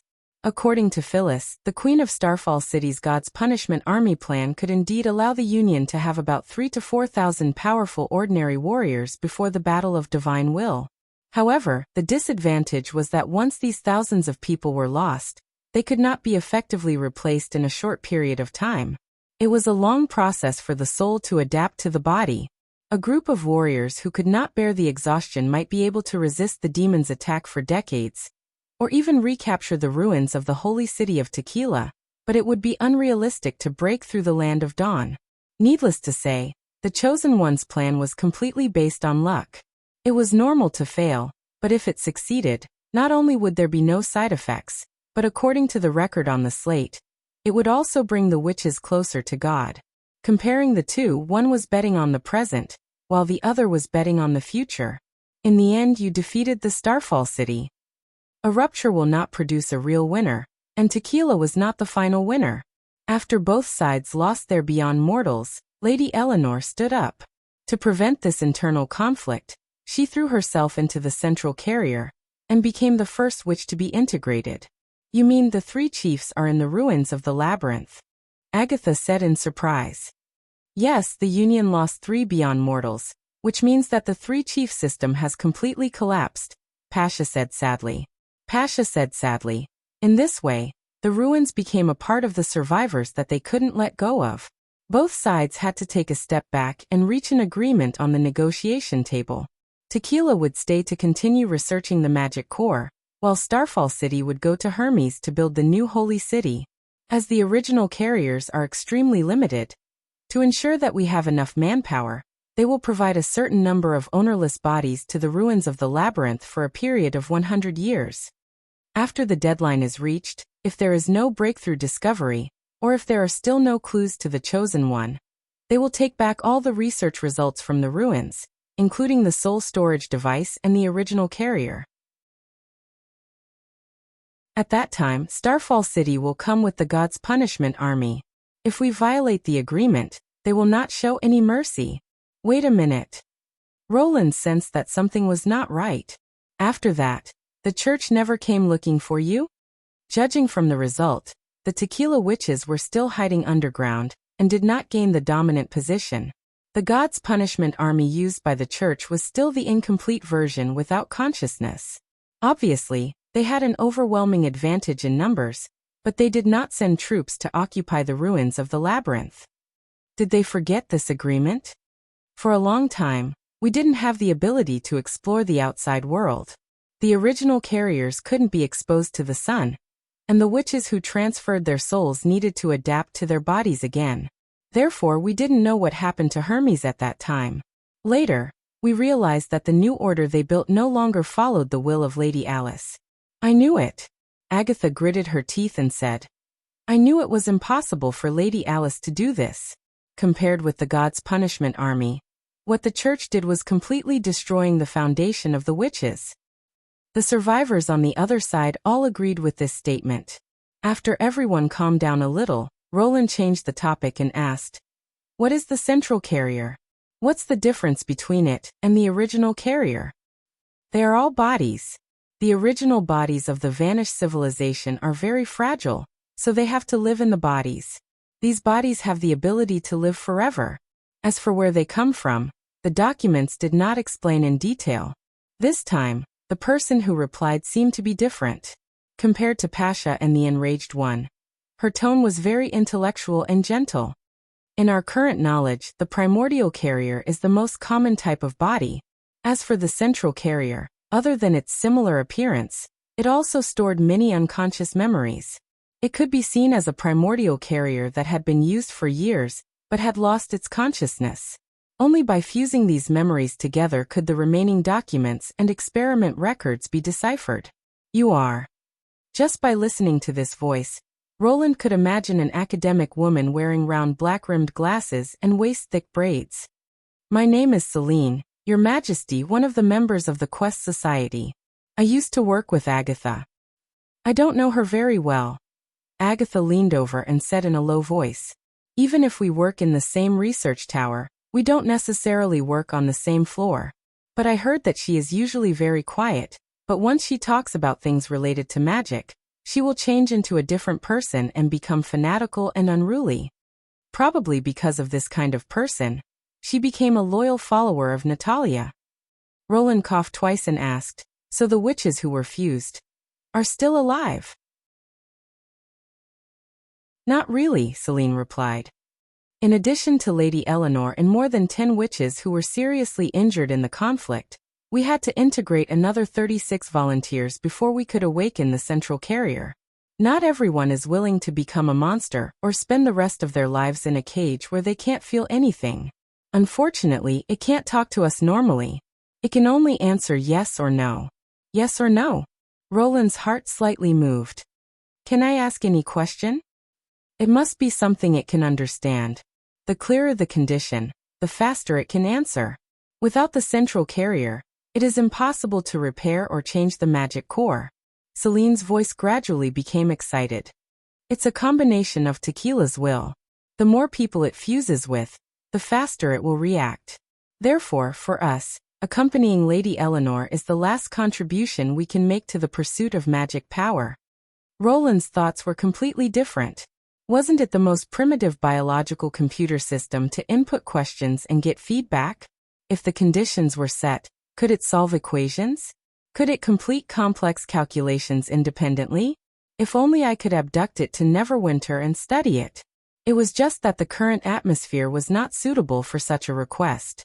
He could only temporarily suppress the thoughts in his heart, and plan to slowly come up with a plan when the conditions were discussed later.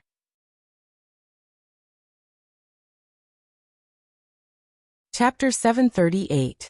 Pasha was startled and then said in a surprised tone, "It seems that Phyllis is right. You really know a lot about us. As for the divine will, we only learned about it after the fall of Tequila. I don't think Agatha told you about this.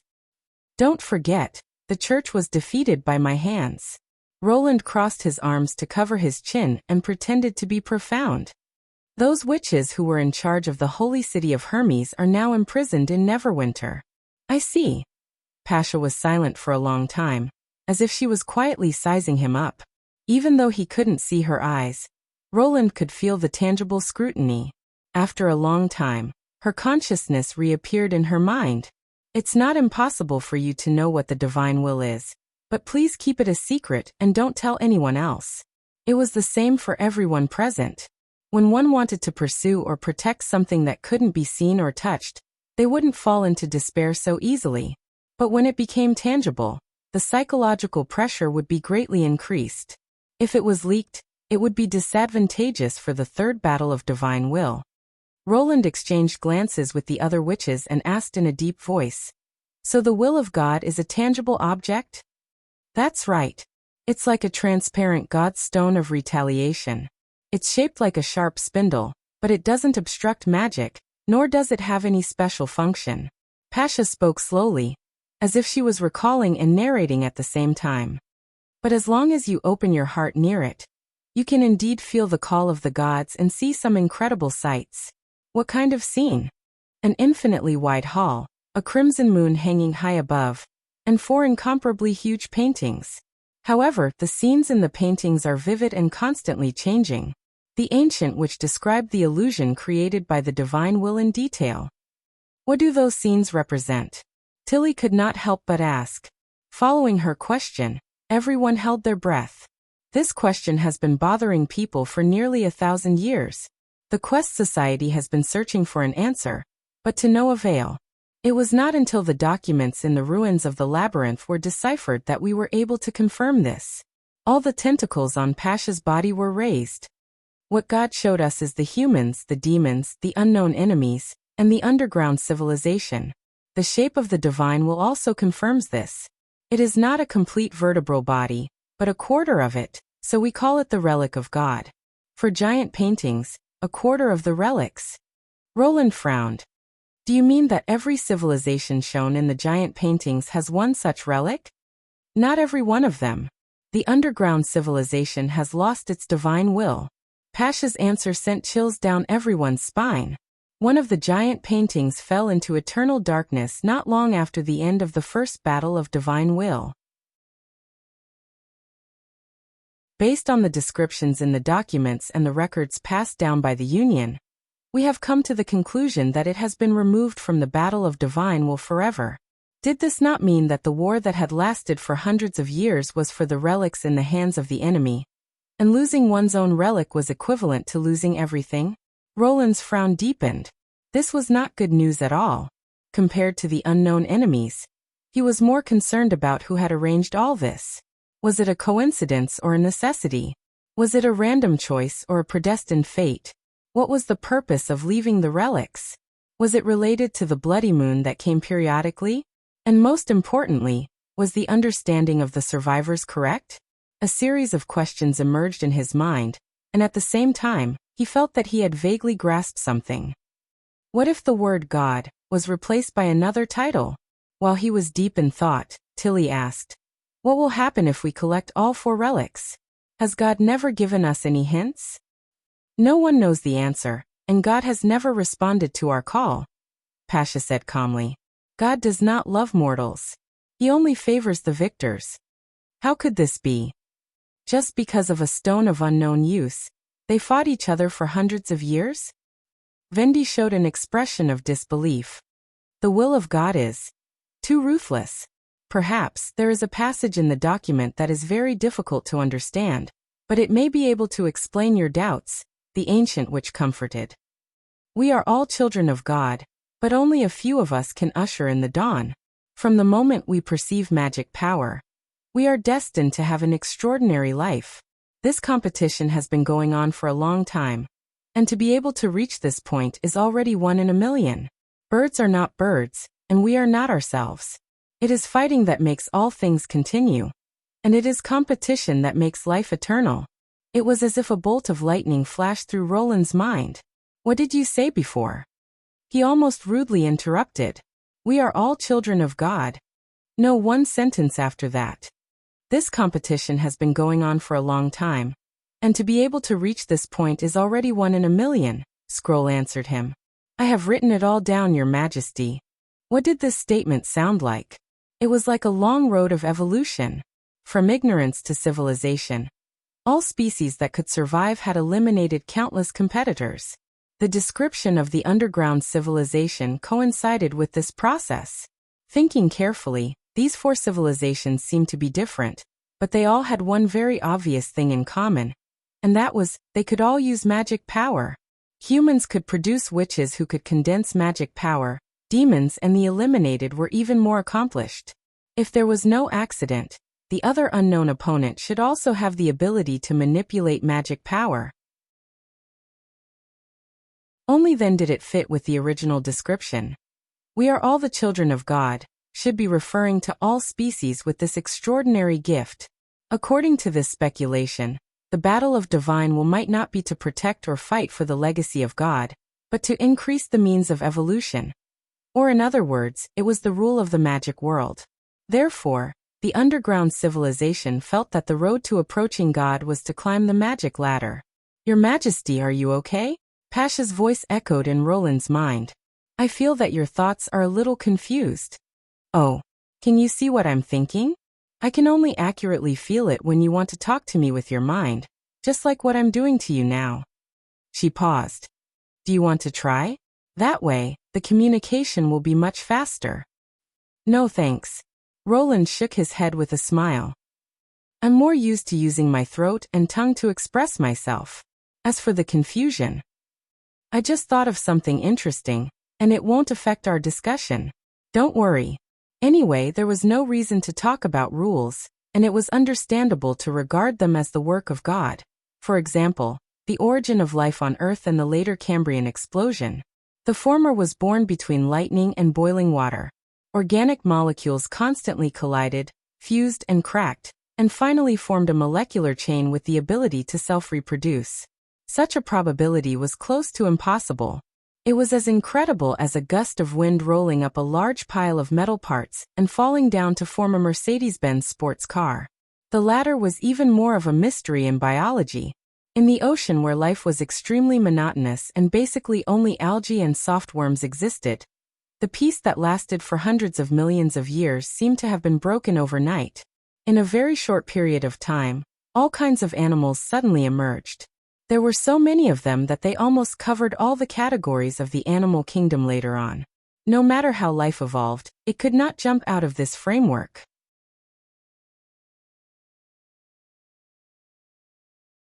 Chapter 739. Of course, this was just a conjecture.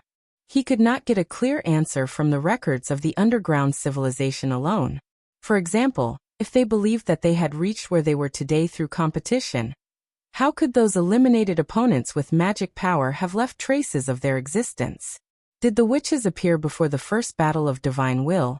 Or did the witches have the talent to sense magic power since the primates, or even the lactation era? Or did they simply skip this step and become what they were today because of a victory in a competition?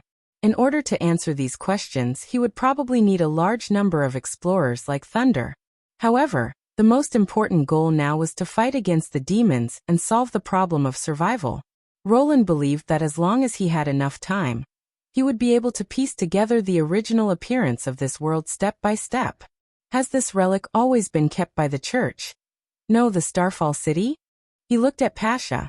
Now that he knew this information, it was especially important to protect the relic. Yes, because of the existence of the giant painting, finding a place to bury the relic was just a way to cover one's ears while stealing a bell. It could not prevent the arrival of the battle of divine will, so it has always been guarded by the most powerful witch organization. In addition, magic power was unusually active during the months of demons, and demonic beasts attacked Hermes crazily because of the relic. Pasha moved her huge body so that Roland could see the scene behind her. The corpses of demonic beasts were piled up into 2 small hills, and light blue blood flowed all over the ground. When we learned that the Starfall city had suffered a heavy blow, we immediately retrieved the relic. Now it is very safe in our hands. How did you stop so many hybrid demonic beasts? Vendi gasped. The instrument of divine retribution can target and strip the magic power from the target. Without the support of magic power, these mutated monsters will soon die. Pasha briefly explained the principle of the instrument of divine retribution.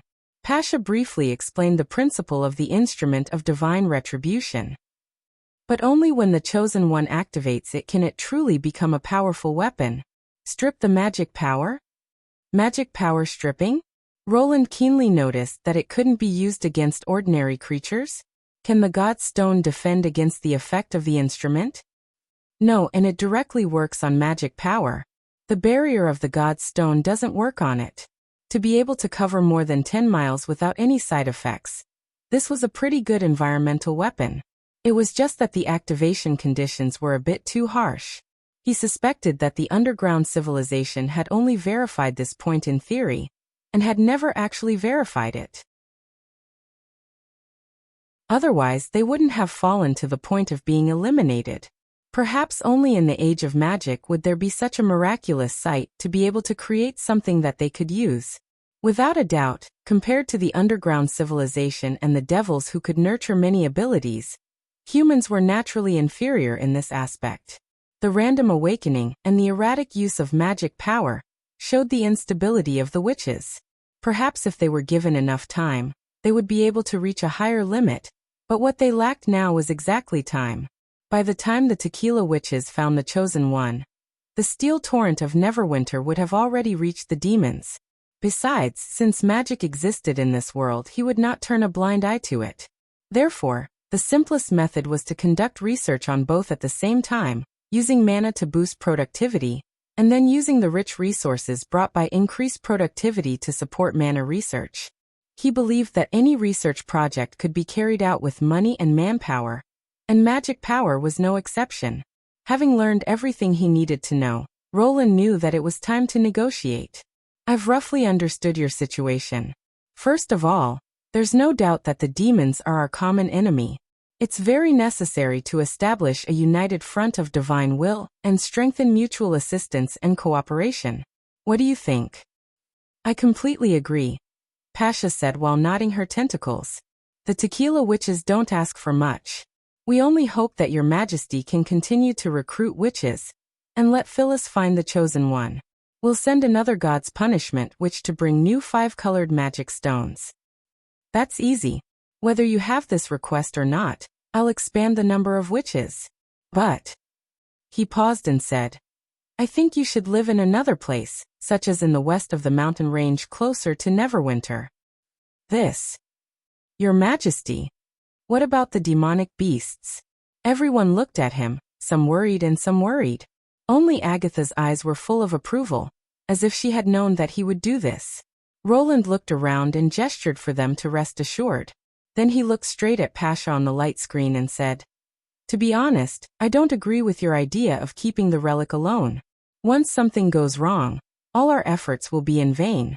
It's not a big deal to attract demonic beasts, but now without Hermes' towering defense line, if the demons launch a surprise attack, are you sure you can defend it? Regardless of whether the disappearance of the underground civilization had anything to do with the relic, Roland would rather believe it than not. It was better to keep such an important relic under his care. At least, he could quickly send reinforcements when the Tequila survivors were attacked. As long as the Annihilation Core is replaced, there's no essential difference between demons and demonic beasts.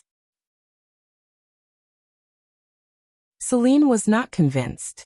Of course there are. Demons are much more powerful and cunning than hybrids. From those corpses, we can see that they once approached your core area. If I'm not wrong, your instrument of divine retribution should be not far from the phantom instrument, right? After saying this, Roland noticed that the tiny tentacles on Pasha's body slightly stiffened. If it were the spear-throwing demons, how many magic cores could be preserved? But, if you think I can't do a better job, or worry about the relic attracting demonic beasts, You can settle in the front of the western mountain range, near the fertile plains. I'll open a direct mountain road behind you. In this way, even if you encounter danger that you can't handle, Neverwinter can still help you, Roland said frankly. Trust is the foundation of cooperation. Only by placing the relic in a place that both sides think is safe can we establish the most basic trust, right? Pasha stopped talking for a while. The tentacles on her head intertwined with other sarcomas, as if she was communicating with her companions in this way. After about a quarter of an hour, her voice rang out again.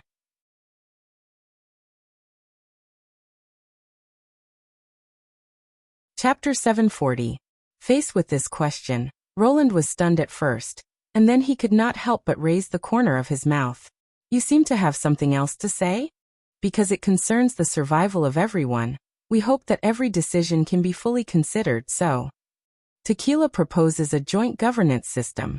In the United Front, the leaders of the most powerful groups would jointly negotiate and issue orders, which could effectively avoid wrong judgments and ensure that all parties had the same interests. Sounds like the three-chief system of the Union. 3 was a suitable number. It could achieve a better balance between the speed of decision-making and the unity of decision-making. Of course, considering the current 4 kingdoms and the witch organizations, it was not necessary to use the 3 chiefs to make decisions. For example, in the early days of the Union, a round-table parliament composed of 11 leaders made up a battle plan. The ancient witch explained. This is undoubtedly a smart decision, Roland thought.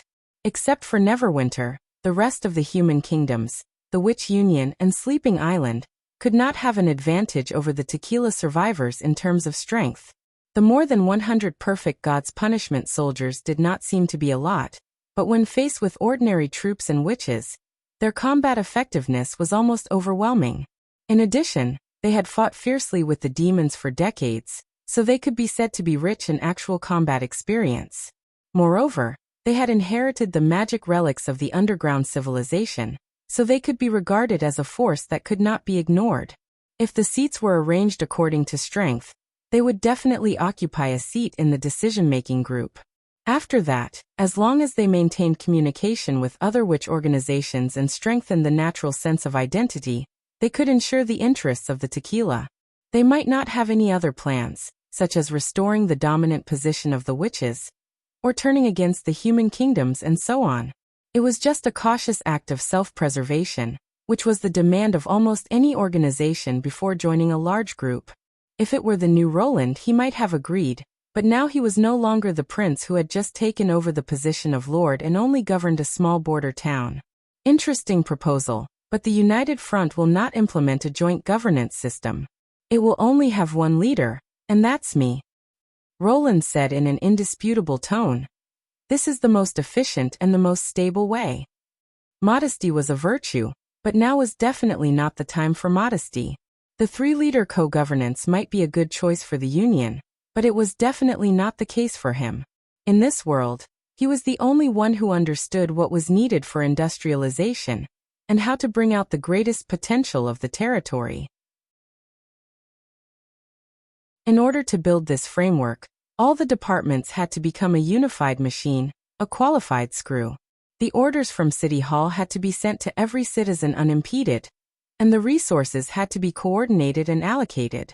If all the policies had to be explained to the other seats, or if the participants whose interests were at stake were to be persuaded, industrialization would not be able to take a big step forward. Probably because his refusal was too direct, the scene became silent for a while. Even the ancient witches were stunned, and did not say a word for a long time. Roland cleared his throat and said, A united front is indeed a guarantee against the demons, but I didn't ask you to join in the first place. Moving to the Western region is just a basis for building trust. Compared with these verbal agreements, I hope you can see it with your own eyes. Look at what? The strength and determination of Neverwinter to fight against the demons, as well as the organizations that have joined us or not, their interests and current situation. On the basis of a full understanding, you can make a free choice, Roland said frankly. Even if you can't make up your mind, we can carry out the most basic cooperation, such as looking for the chosen one, providing experimental materials, and so on, as long as we don't interfere with each other's policies. It's the same even if we don't give you the relics and magic cores? Celine interrupted. It's the same. Roland nodded. In fact, I never intended to defeat the demons with the relics. As for the relics of the gods, as long as they are placed in a place where both sides can ensure their safety, I can accept it. As I said before, looking for the chosen one and ensuring the safety of the relics is the most basic trust. As for the other things, we can cultivate them slowly. I admit that you're extraordinary, mortal. The cold voice from before once again appeared in everyone's mind. But have you ever thought that if one person is in charge of the united front, it means that there is no room for succession? If the battle of divine will last for decades, when you're exhausted, will your descendants still be able to follow your will and continue to lead the people forward? Only a joint governance system can effectively avoid these problems. I don't think you need to worry about this. Let's not talk about whether the demons can hold on for so long. I'm afraid my lifespan will be longer than all of you combined. Roland did not know whether Zero's lifespan would be inherited by him. After all, her magic power was not preserved, but at this moment he felt that it was necessary to bluff. Rather than using a system that he had never heard of to convince the other party that the successors would not change, it was better to directly explain everything with an unimaginable ability.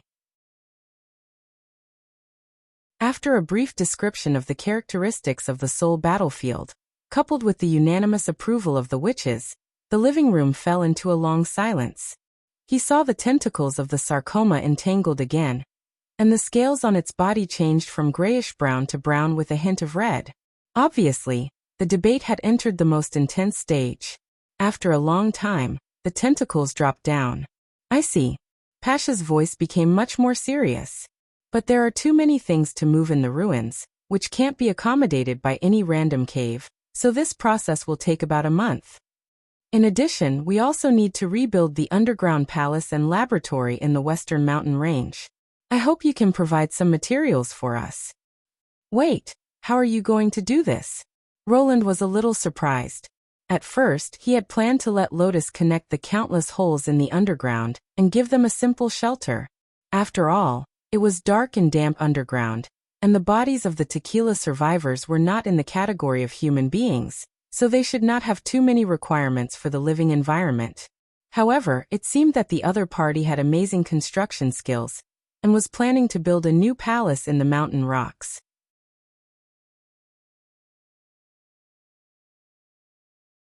Chapter 741. Wait a minute, Roland thought. Why does this thing sound like the giant demonic beasts near the Great Snow Mountain? Similar to wild beasts? Before he could ask, Agatha said, Are you the ones who entered Devil's Town and swallowed the Blackrock Tower? Devil's Town? Apart from repairing the ruins and opening up the passage to the City of Glow, we didn't let the devouring worm go anywhere else. After all, it consumes too much food, and we can't afford it.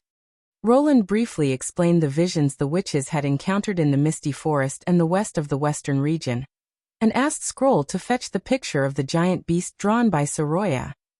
The traces of the two monsters point to a huge snow mountain, which is much larger than the wild beasts.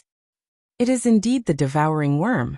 Pasha took a deep breath after looking at the lifelike picture.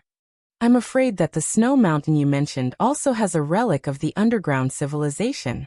According to the literature, they once spread all over the Land of Dawn, and wherever there were mountains, there were traces of the worms. This could be seen from the inside of the mountains that were full of holes. This record was not exaggerated. But you think that the underground civilization has completely disappeared? Yes, but the worm is just a body. It can be used in the same way as the original carrier. As long as you transfer a part of the soul, you can control it. Hearing this, Roland's heart sank. He looked around and found that the witches in the room also looked serious. Obviously, everyone thought of the same thing. The worms had attacked twice, once against Agatha's research tower, and the other time against Devil's Town. After eliminating the three forces, the only remaining possibility was that race that had yet to show up. Did they find the relic in the snow mountain and possess the worm's body? If that was the case, it was not a big deal. Thinking along this line of thought, What if there was also a magic core and central carrier in the Snow Mountain relic? Would the other race greatly improve their magic theory and create an instrument of divine retribution for the witches? In addition, according to the records, the grander the mountain, the larger the city built by the underground civilization. Although the snowy mountains were not as undulating as the impassable realm and Dragon's Pine Ridge, the main peak was the highest in this area. If there really was a large number of bodies there, he would definitely not leave them alone.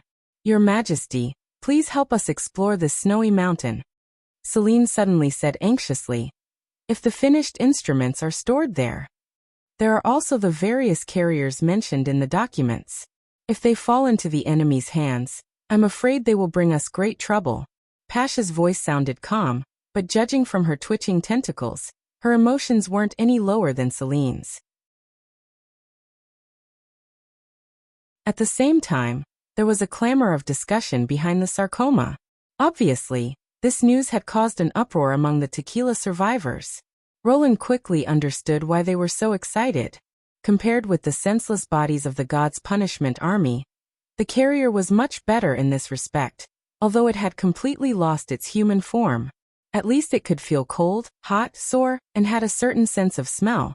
After being locked in a cage of nothingness for hundreds of years, it was no wonder that they were so concerned about the news of a new carrier. Your concerns are indeed very reasonable. He pretended to ponder.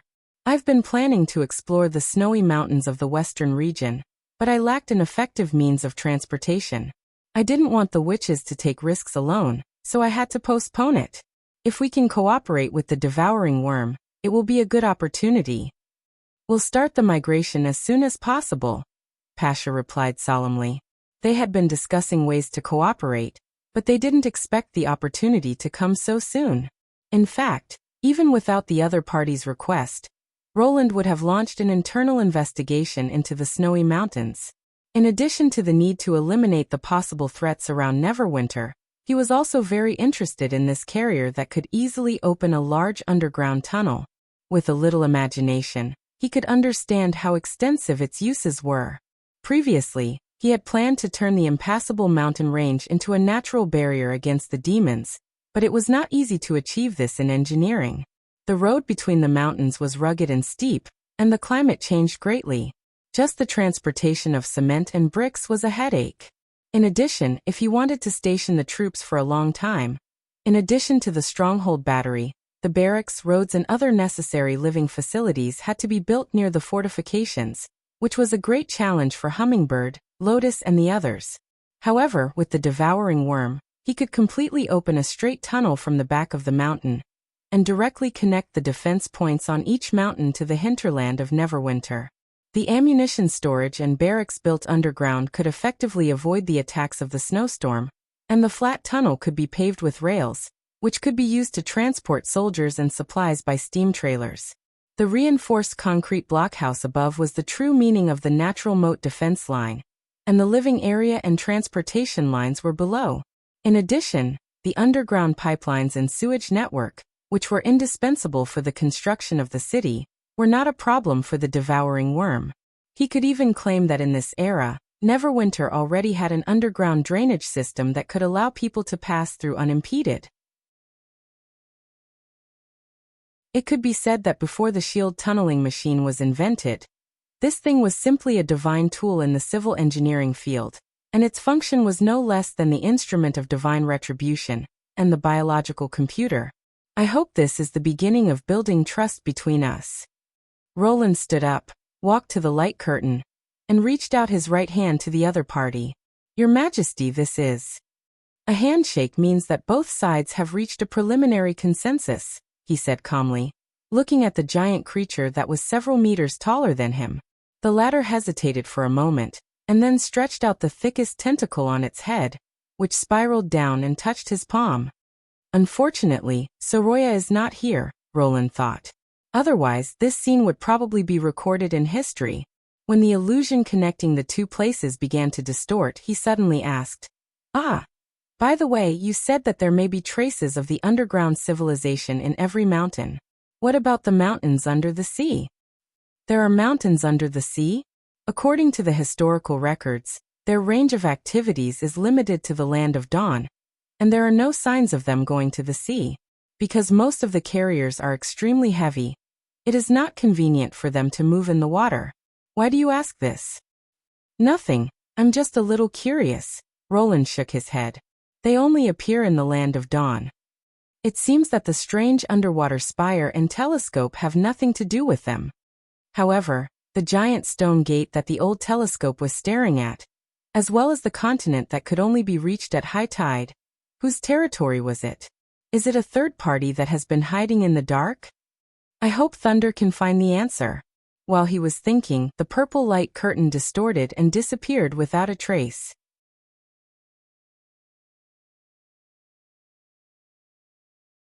Chapter 742. After nightfall, Vendi came to the door of Scroll's bedroom. She reached out her hand, and was hesitating whether to knock on the door when the door was opened. It was Scroll standing behind the door. I knew you would come to me. Scroll smiled. Because I also want to talk to you, just like in the past. Scroll had obviously finished her bath early. Her long wet hair was not tied up as usual, but casually fell on her shoulders. To prevent her robe from getting wet, she also put a towel on her shoulders. The ends of her hair covered her forehead, and also hid the wrinkles left by the years. Coupled with the increasingly comfortable life, her skin became plump, and at first glance, she looked much younger. The only thing that did not change was her pair of wise eyes that belonged to an older person. Vendi could not help but smile. In your room or mine? Yours. Nightingale will come back later than Leaf. Okay. You pay for the chaos drinks. Oh, of course. The one who asks first is responsible for the drinks. Old rules. That's why you were waiting for me at the door. Yes, patience is very important. This is also one of my life experiences. Have you learned it now? Okay. The two returned to the bedroom and cleaned the desk. Vendi took out 2 cups and a bottle of chaos drinks from a drawer, and filled the cups. The orange-red liquid reflected a flame-like luster under the reflection of the magic stone. You actually drew this? Scroll took a sip. Good luck. Drinking it in winter is not much worse than drinking fire dragon wine. That's why I said you earned it, Vendi said, spreading out her hands. Don't say that. We all owe it to Miss Evelyn. His Majesty distributed such a variety of drinks to the members of the Witch Union in an interesting way. Every month, everyone had the opportunity to draw a bottle of chaos drinks made by Evelyn. Since they could only see the number before the answer was revealed, no one knew which flavor they would receive. Therefore, exchanging or freeloading food and drinks became an important part of the distribution day. For some reason, Maggie always got the most popular drink, which made people think that Evelyn had leaked it to her. The two of them slowly savored the heartwarming fiery red sweet drink, while listening to the howling cold wind outside the window. Compared to the room that was filled with heating, this feeling was undoubtedly intoxicating. They rarely spoke.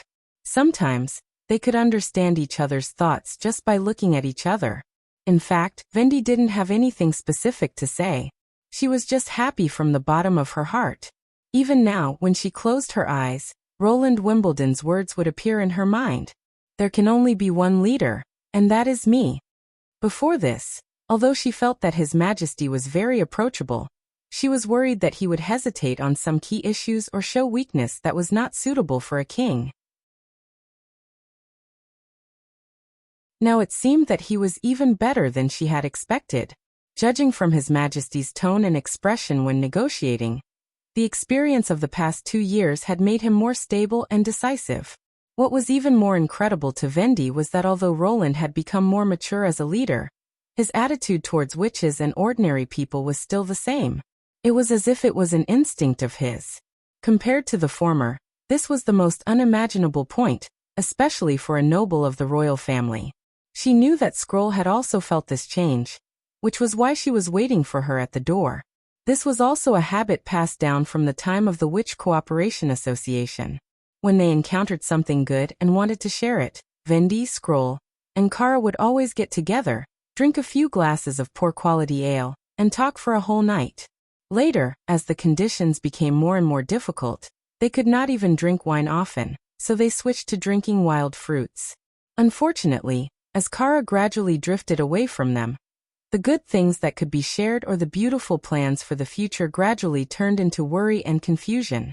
In the end, only Vendi and Scroll were left, encouraging and supporting each other. As the two oldest among the sisters, and also the founders of the Witch Cooperation Association, once they fell, everyone would lose confidence in finding the Holy Mountain. During those extremely difficult days, the two of them had walked all the way. At this moment, it was as if the past had reappeared. By the way, Vendi drank the drink in one gulp and let out a long breath. After the meeting, I gave the test results of the witches in the Kingdom of Wolfheart to His Majesty. Oh, what kind of abilities did they have? Scroll leaned back on the bench and replied casually. Vendi roughly described the abilities of the 4 witches, and deliberately kept Scroll guessing when it came to Broken Sword. Guess who he assigned Broken Sword to?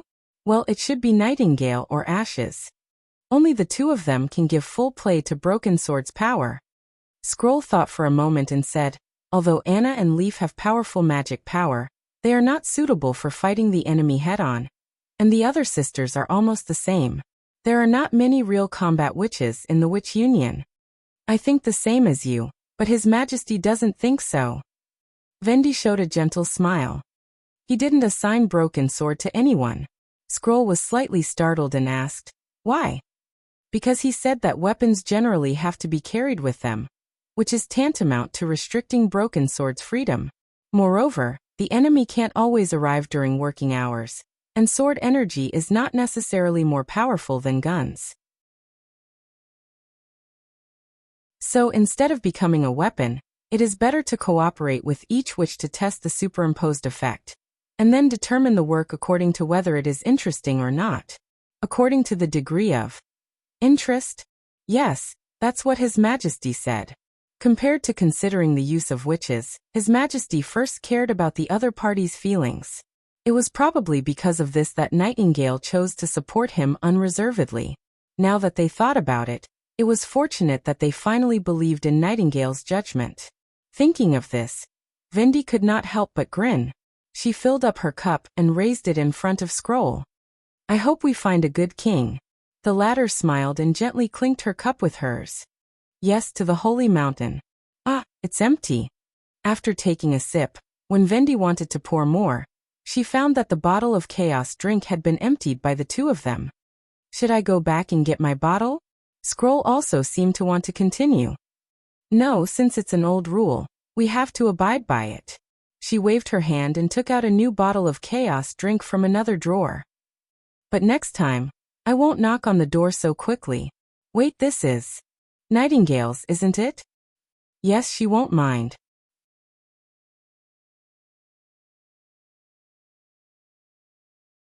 Chapter 743. Roland wiped the sweat off Anna's forehead and held her in his arms. In the dim light, he could see the alluring blush on the girl's face. Since the last time they talked about the dream, Roland felt that Anna had become more proactive in this aspect. She would also work hard to learn some new skills, but compared to the knowledge in books, her progress in this area was much slower. Looking at Anna's clumsy and serious expression was a completely new experience for him. The visual enjoyment even surpassed the sensory experience, and a sense of superiority welled up in him. Of course, after the pleasure, there was always a time to tell stories. Sniffing Anna's fragrance, Roland told her the new news brought by the Tequila Witches, as well as his speculation about the Battle of Divine Will. Although I knew that we were only in a corner of the continent, I didn't expect that there was a civilization that was completely different from ours under the mountains. This world is really full of unknowns. Anna sighed. Maybe one day, we can also set foot on that faraway land and see what kind of secrets are hidden in the world across the sea. There will definitely be such a day, I promise, Roland replied with a smile. Even if they couldn't travel by sea, they could still fly over and use binoculars to see the land, so it wouldn't be too far. Once they had the internal combustion engine, large airships would have a place to use. But is there really a God in this world? Leaving behind a relic that urges us to kill each other. Maybe it's watching us from somewhere. Are you afraid? Roland could not help but tighten his arms and pull her closer. No, I have to think it. Why? He was slightly stunned. Because it sent you to me. Anna raised her head and said softly. Roland saw the rippling blue light in her eyes. It was her undisguised feelings. He felt a surge of warmth in his heart. I will always be with you. But you can't always be by my side. Before he could finish his sentence, Anna covered his mouth. You're the king and the future commander of the demon army. How can you stay in Neverwinter all the time? I can't occupy all of you for my own selfish desires. The soldiers fighting on the front lines need to see your figure, and the people of other cities also hope that you can be with them. She said softly, Roland, I'm already very satisfied to be able to listen to your stories like this. Roland was silent for a moment. You're right, but no matter where I am in the future, you'll be able to hear my stories. I can guarantee that. Anna blinked as if she understood what he meant. Not relying on the sigil of listening? That's right, he nodded. If the words of love between two people had to be conveyed through the sigil of listening, then how could they be spoken? How do I do it? You'll know tomorrow. Roland turned over and pressed Anna under his body, then kissed her neck. Then slid down from her neck to her collarbone, leaving a shallow mark on her fair and tight skin. But now it's my turn. The two of them kissed again, and the sound of their sweet breaths echoed for a long time. After breakfast the next day, Roland walked into the backyard of North Slope Mountain with Anna in high spirits. Good morning, Your Majesty. Lucia, who had come earlier, put down her work and bowed to him. Good morning, Your Majesty. Good morning, Sister Anna. Sister Nightingale. Belle also imitated her sister, bowing cheerfully and shouting. Roland smiled and waved his hand, indicating that they did not need to be so polite. He then walked to the workbench, took out a piece of white paper, and started drawing a design. He intended to take advantage of the time when the tequila survivors had not migrated to the western region to fulfill the promise he made last night. A communication tool that did not require magic power to communicate with Anna at any time. That was the wired phone. The principle of the telephone was very simple, but it was the most basic application of the electromagnetic induction phenomenon. Sound waves caused the metal reed in the microphone to vibrate, causing it to change the magnetic flux in the magnetic field, and finally produced an induced current that fluctuated between large and small. The receiver, on the other hand, used the electromagnetic coil to produce a magnetic force that fluctuated between large and small, causing the diaphragm to vibrate and restore the current to sound. In other words, it was essentially the same as an electric motor, except that the latter turned vibration into rotation, and the power was much greater.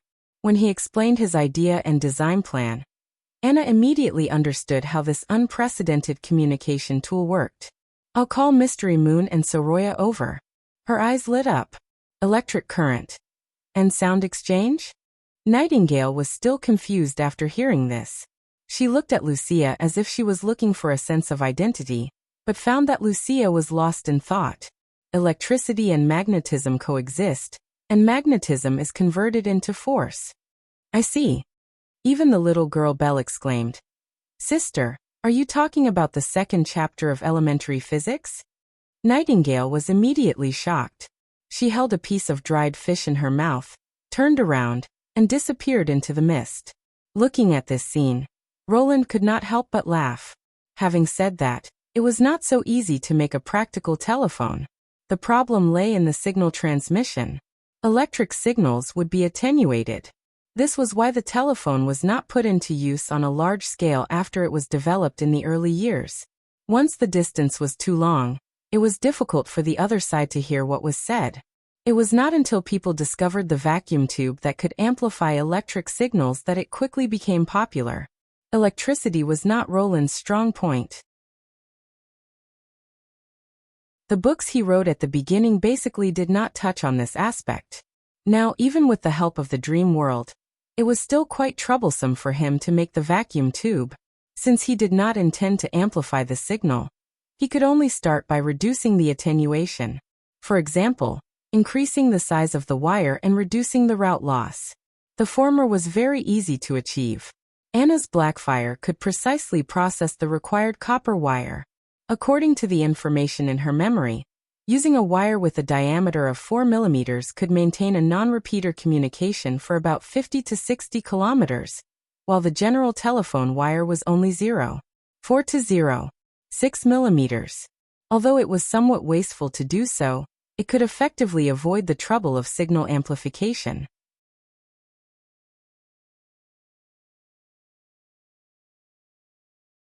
Chapter 744.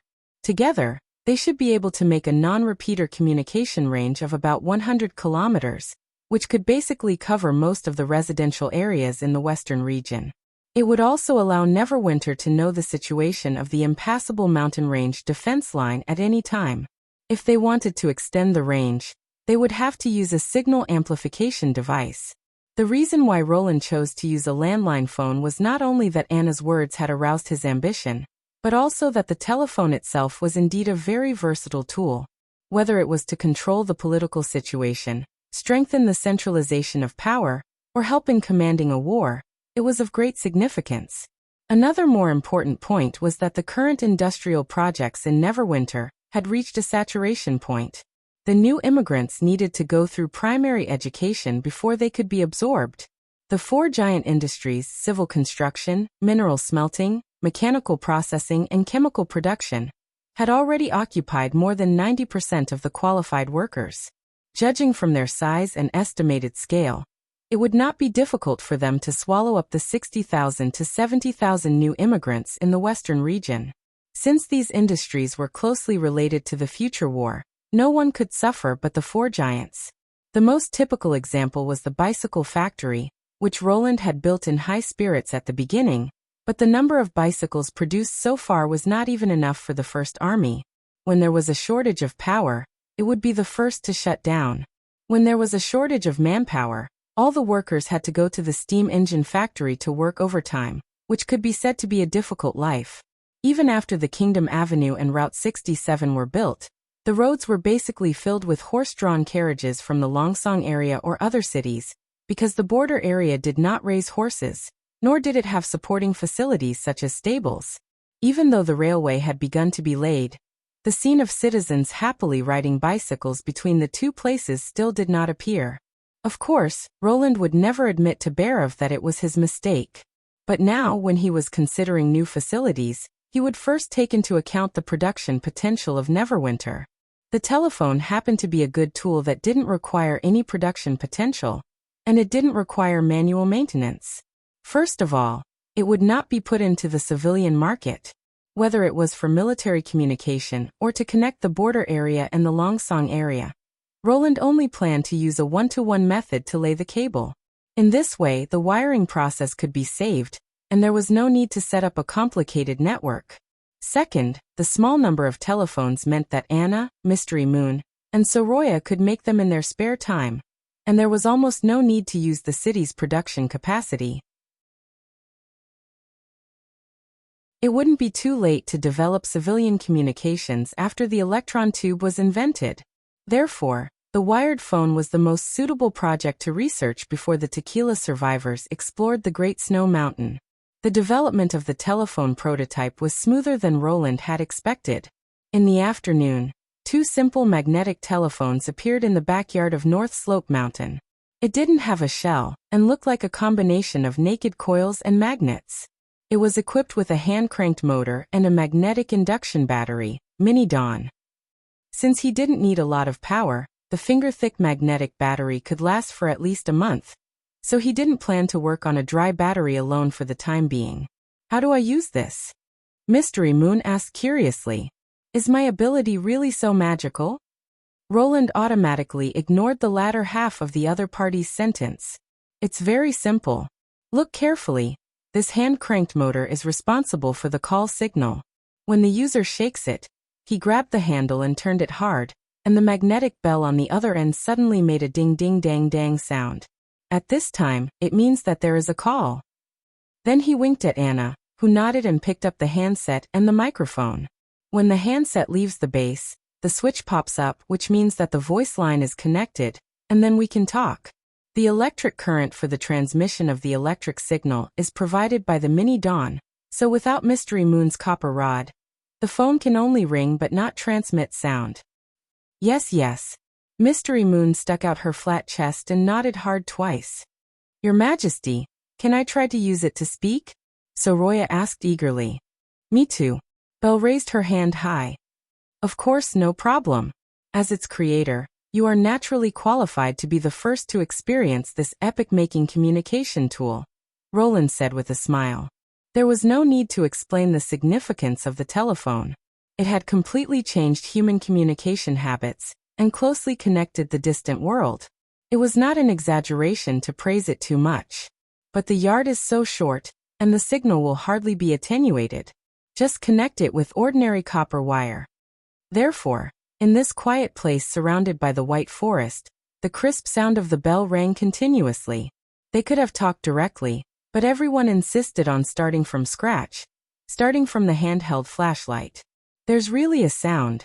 It sounds like Lucia's. Oh, what should I say? Let her guess who you are. Separated by the wall, the witches scrambled to shout into the microphone. For a moment, the sound of laughter echoed from both ends of the yard. Roland also tried it twice. To be honest, the prototype was not ideal. The sound was sometimes loud and sometimes soft, and there was a lot of noise. It could not be regarded as a qualified finished product. But he knew that the next step was to repeatedly adjust the size of the reed and the distance between the electromagnets to reach the best quality. Not long after, the handset was passed to Roland again. He smiled and shook his head, put the handset to his ear and habitually said, "Hello?" But there was no reply except for the faint sound of the electric current. Almost as if their hearts were connected, he subconsciously guessed the person on the other side of the phone. "Anna?" Roland said softly. After a while, a slightly distorted answer came from the other side. "I like you, Roland." After a day of protection, Nightingale went back to her bedroom, a little depressed. This was not the first time she felt like she did not understand anything. Every time this happened, the only thing that could comfort her was dried fish and ice cream bread. Well, now there was one more chaos drink. Seeing the intimacy between Roland and Anna, she felt a heartfelt envy, as well as a faint sense of sadness. She thought she would get used to it sooner or later, but the process was harder than she thought. The deeper the relationship, the longer the thorns would be. She now somewhat understood the meaning of Wendy's words. Walking to the table, Nightingale opened the drawer, but found that the bottle was empty. Did she take the wrong one? She opened the other drawer, and there was still an empty bottle. "Wendy? My chaos drink." As soon as Nightingale turned around, she was hugged by her roommate. That proud chest almost made her breathless. "Nightingale, how long have we known each other?" "Ever since you left the Quinn family in Silver City. We've been together, right?" "Yes, it's been almost 4 or 5 years, but my chaos drink. We've experienced so many dangers and hardships along the way to get to where we are today. Nothing can destroy the friendship between us, right? Of course, I've always treated you as half a sister. But my chaos drink. I finished your drink, sorry." Wendy hugged her tighter. "I'll make it up to you next month." "What? Finished it?" Nightingale touched the empty bag of dried fish. The only thing that could comfort her was dried fish, ice cream bread, and chaos drink. Now it was all gone. She heard a cracking sound in her heart.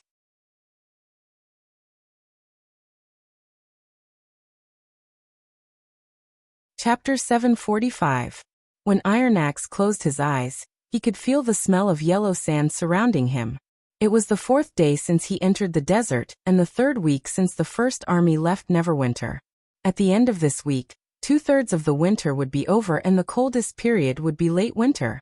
However, compared to the snowy western region of Grey Castle, this place was much less affected by the months of demons.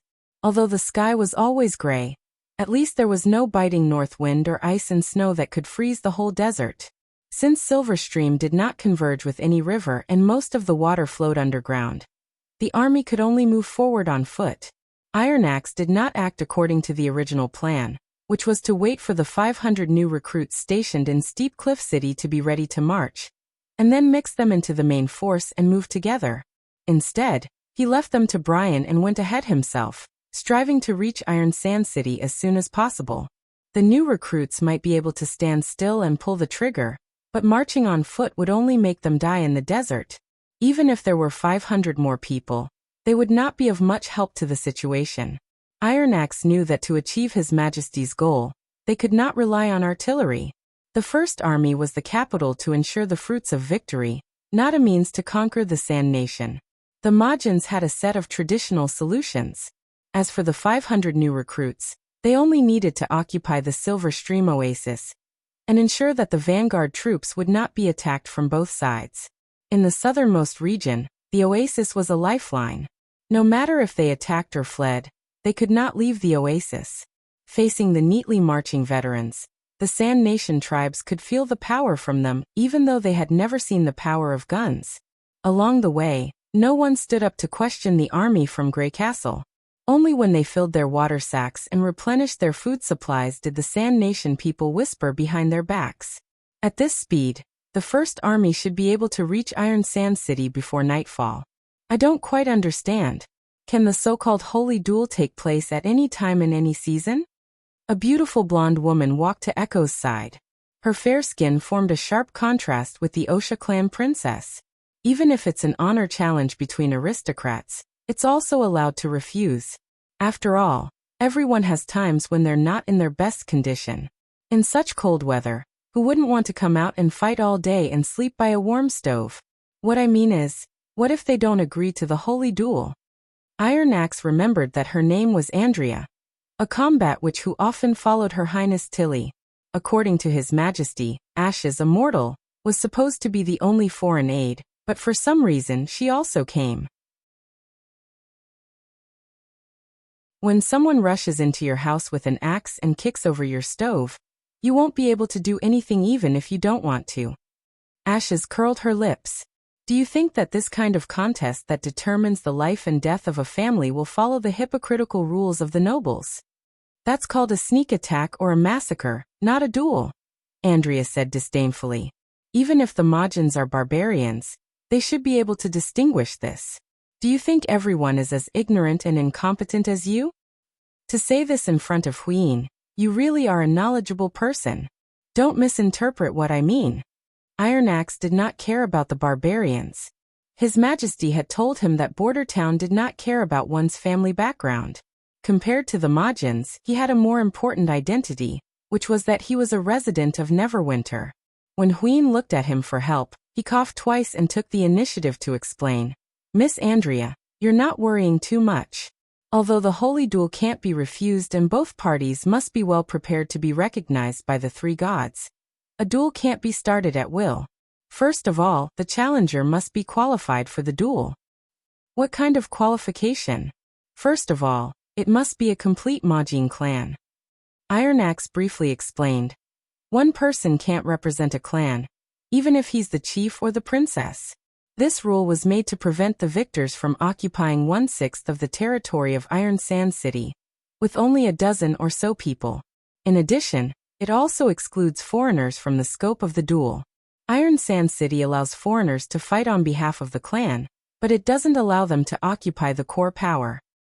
Doesn't that mean we're not qualified at all? Ashes raised her eyebrows and said. Queen has been exiled for several years and the Wuxia clan no longer exists. Or should we start by looking for her surviving clansmen? No one can survive in the Endless Cape. Iron Axe shook his head and said, but we can try another way. For example, let Lady Silvermoon become the chief of a new clan. That's possible? Andrea was stunned. The Majins don't value bloodlines as much as you do. Compared with bloodline inheritance, strength is the most important thing. The commander-in-chief of the First Army said calmly. After the first condition is met, the clans that can stand firm in the small oases around Iron Sand City will be qualified for the duel. There are a total of 4 small oases, and the newly rising clans will usually fight around them. There are no rules or restrictions, so these 4 small oases are also called the Bloodstained Land. They're equivalent to admission tickets, right? Ashes said indifferently. You can think of it that way. In fact, these clans are generally divided into 2 categories. Iron Axe paused and said, challengers, and watchdogs. Watchdogs? The golden-haired witch asked curiously. They're the obstacles set up by the top clans who don't want to see the order of Iron Sand City change greatly. This time it was Echo who answered her. With their huge resources and influence, they recruit a large number of warriors to form a mixed clan and take root in the small oases. Watchdogs don't challenge their masters to the Divine Saint duel, but they occupy the position of challenger. Although they can't enter Iron Sand City, they can live well with the water and food provided by the small oases. It sounds no different from a hound that is willing to gnaw on leftovers, Ashes sneered. This description is actually quite appropriate. Because the holy duel is full of variables, the big clans will try to win over or bribe the potential challengers stationed in the bloodstained land. At that time, my father didn't want to be a watchdog and insisted on the holy duel with the Iron Whip clan, but in the end... Echo's voice trailed off, obviously thinking of something sad. They'll pay for their treacherous behavior, Lady Silvermoon. Iron Axe comforted her. Now death is not far away from them. So we have to find a challenger first, let Echo take over the position of chief, and then challenge the 6 big clans to a duel? Andrea asked.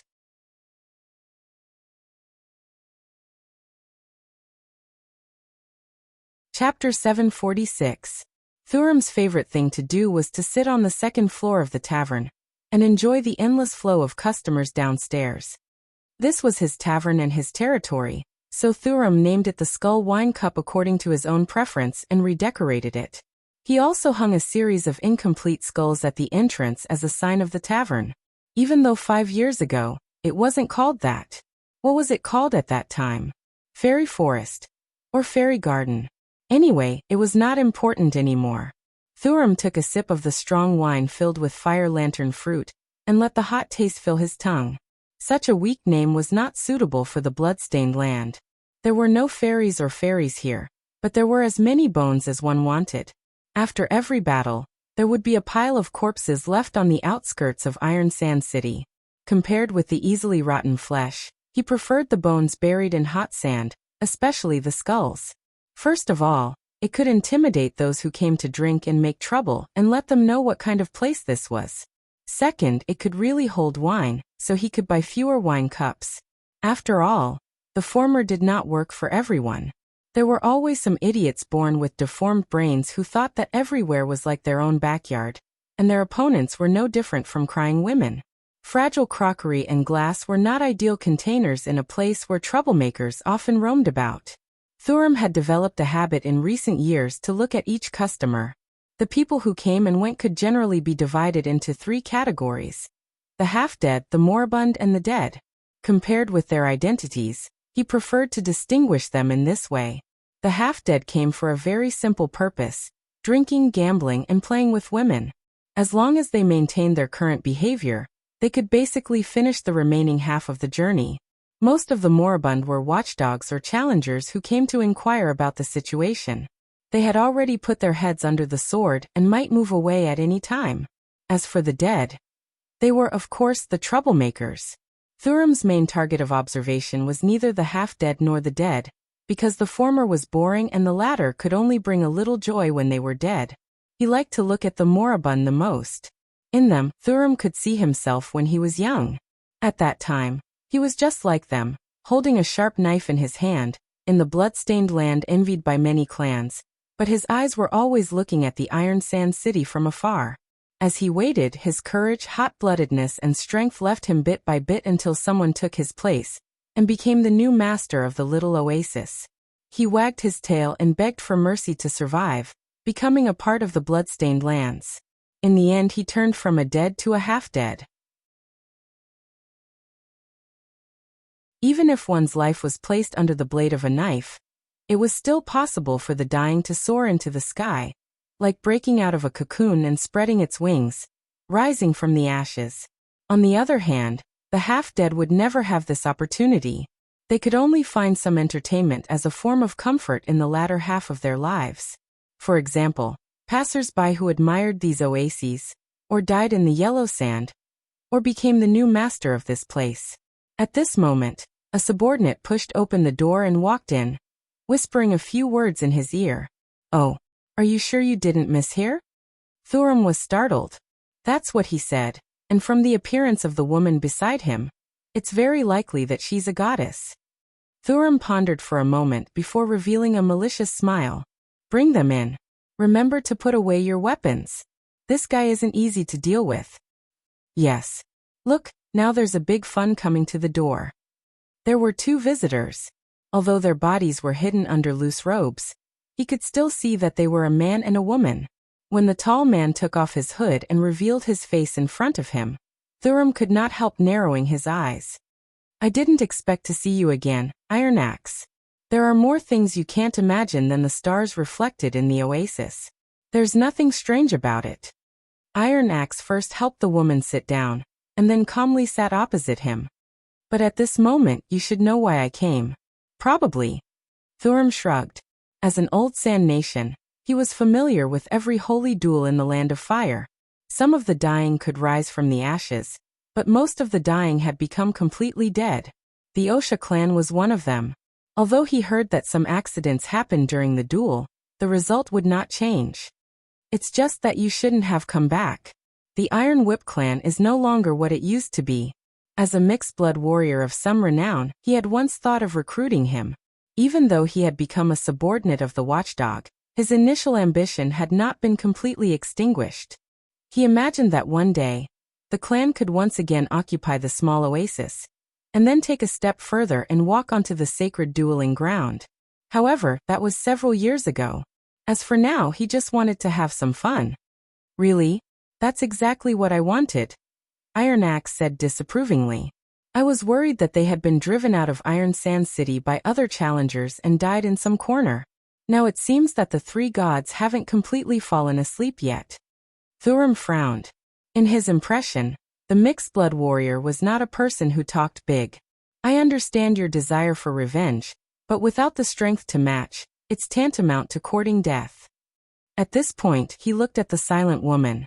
Even if the Wuxia clan has a divine lady, it's still difficult to reverse the gap between you and the Iron Whip clan. Most of the exiles are already dead. What can the two of you do? That's why I came to you, Thuram. Iron Axe's expression was very natural, but his words made Thuram's heart skip a beat. Is your clan still in this oasis? 8 years ago, you and the Wuxia clan were also challengers. You clearly had the opportunity to enter Iron Sand City, but in the end, you became a watchdog and later. You were not even a watchdog. Seeing your clansmen become slaves of other clans, didn't you feel a trace of remorse? Now a new opportunity is in front of you. Swear allegiance to Lady Drow Silvermoon, and you can touch the wall of Iron Sand City again. After being stunned for a while, Thuram finally laughed. Ha ha ha ha. This was indeed a rare entertainment. There was nothing more interesting than watching a crazy Avenger walking towards destruction. But he did not expect that Iron Axe would try to divert the fun to him. So you want this little girl to become the new chief of the clan, and then launch a sacred duel? Even her father is just an equal to me. But now you want me to worship her as my master? Maybe you've found some good helpers and can play some tricks in the duel, but what good will it do me? Gather the slaves, fight with the watchdogs, and then send you to Iron Sand City?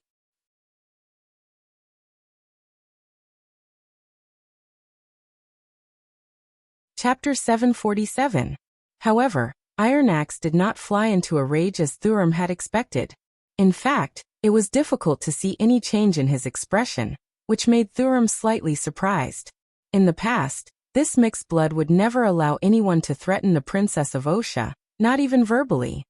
He could not help but turn his head to look at Drow Silvermoon, and found that the Divine Lady did not react either, as if she did not care about her own safety. What on earth are they thinking? Thuram touched the god's stone of retaliation in his bosom, and the fierce expression on his face inevitably became a little stiff. In fact, I didn't expect you to defeat the watchdog. You didn't fight 8 years ago, so I know how bold you are. At least, you're much more timid than you are, Iron Axe said slowly. And this time, I didn't come back just for revenge against the Iron Whip clan. The first half of Iron Axe's words touched his sore spot, but the second half made him slightly startled. Not just for revenge. I will challenge the 6 clans and make Wuxia the leader of the clans. Iron Axe said word by word. Although the clans of Iron Sand City jointly managed this oasis, there was still a difference in status between clans. It was a matter of course that the strongest had the best area in the city. To climb to this position, one had to challenge the clans ranked at the top. For Wuxia, who had nothing, naturally, they had to defeat all 6 clans in order to occupy the core area of Iron Sand City. This was an idea only a madman would have. The road to the top could not be interrupted.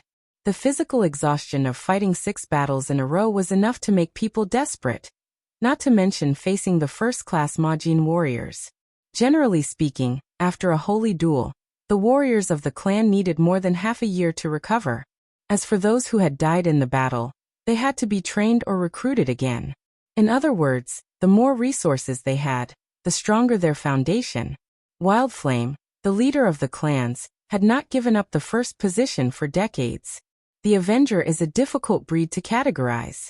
Some of them rose to the sky, some lost everything. As for those who hesitated or simply gave up during the preparation process, there were many who hesitated or simply gave up. Therefore, they could be half dead, or dead. But there was no doubt that the madman would be the last. There was nothing to talk about. Thuram found that even his interest in having fun had disappeared. Revenge against the Iron Whip could be said to be overestimating one's own strength. But to become the enemy of the entire Iron Sand City?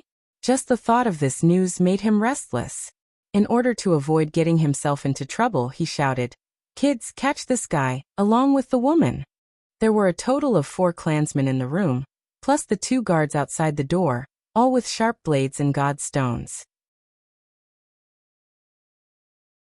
Even if Iron Axe was strong, it would be impossible for him to escape in a battle of 6 against 2. In addition, their weapons had already been taken away before they entered. If he killed the mixed bloods and handed over the Wuxia descendants to the Iron Whip clan, he should be able to get a lot of rewards. He thought that maybe he could become the watchdog of this small oasis again. Just then the Wuxia princess also stood up. She let out a sarcastic chuckle, then lifted her hood and removed the thin veil on her face. Her black hair was loose and beautiful. Her subordinate was right. She was indeed a divine lady, but not the Drow Silvermoon that Thuram was familiar with. No Sand Nation woman could have skin as white as snow as hers. His long black hair spread out like a waterfall, and his golden eyes shone with a dangerous light. "You are." Thuram opened his mouth, but before he could finish his words, the woman had already easily dodged the incoming slash and punched one of her clansmen in the face. The black-haired goddess did not use any weapons, but her fists were more powerful than iron hammers. With a muffled sound, the clansman who was hit was sent flying, smashing through the wooden wall and falling from the 2nd floor to the 1st floor. When he asked this question, the second person also made a hole in the wall. The tavern was in an uproar. The cold wind rushed in, making the fire flicker. The divine lady did not stop. Every move she made seemed to be dancing with the wind, but the shadow magnified by the firelight sent a chill down Thuram's spine. Why? Shouldn't they all be wearing god stones of retaliation? This kind of gemstone bought at a high price from the kingdom of Grey Castle should give ordinary people a chance to fight against the divine lady, but why did it seem to be nothing in front of her? The 4th clansman also fell, vomiting blood. The divine lady went around to his back and kicked his spine, almost breaking his body in half. Even the diving force of a 4-winged eagle would not be as strong as this. No one could survive 1 round in front of her. After a few breaths, only Iron Axe, the divine lady, and Thuram were left in the room. "Come over here. Someone is making trouble on the 2nd floor of the tavern. Where's the chief?" "Damn it. How did you guard the door? A guest was smashed to death." Hurried footsteps came from the staircase. Apparently, many people were rushing to the chief's room, but the tip of a long knife was already at Thuram's neck. Don't come in." A layer of cold sweat appeared on his forehead. Ignoring the stinging pain of the knife cutting through his skin, he shouted toward the door. "Chief, get out of here, all of you, now." Thuram sadly found that Iron Axe was right. He was indeed much more timid than he was arrogant. Faced with the threat of death, the first thing he thought of was to compromise rather than fight back. Perhaps from the very beginning, He was not a dying man with the hope of resurrection, but a half-dead man who was overcautious and indecisive. "Can we have a talk now?" Iron Axe's tone did not change much. "What's the use of my promise? The watchdogs here are supported by the Iron Whip clan and the Cutbone clan. Do you think you can hide such a big commotion from them? Tomorrow, Iron Sand City will know the news." Thuram growled. "And I can't even gather all my clansmen in such a short time. Most of them have become slaves of other clans. Even if they're willing to come back, they can't stop the warriors trained by the big clans. If you don't want to die without a burial place, it's not too late to escape from the oasis. As I said before, I don't expect you to defeat the watchdogs." Thuram gritted his teeth. What did Iron Axe mean? If he really had such great strength, he could have directly become a challenger. Why did he do this? Unless the force behind him was not from the southernmost region. As soon as this idea came to his mind, the old chief felt a sense of fear rising from the bottom of his heart. Was that why the other party needed to use the clan's name to initiate a holy duel? Suddenly, two muffled thunders came from outside the window. The sound was not loud, and seemed to come from a very far place. Strangely, Thuram did not see the lightning that cut through the night sky. Normally, it should have come earlier than the thunder. At the same time, Iron Axe's expression finally changed.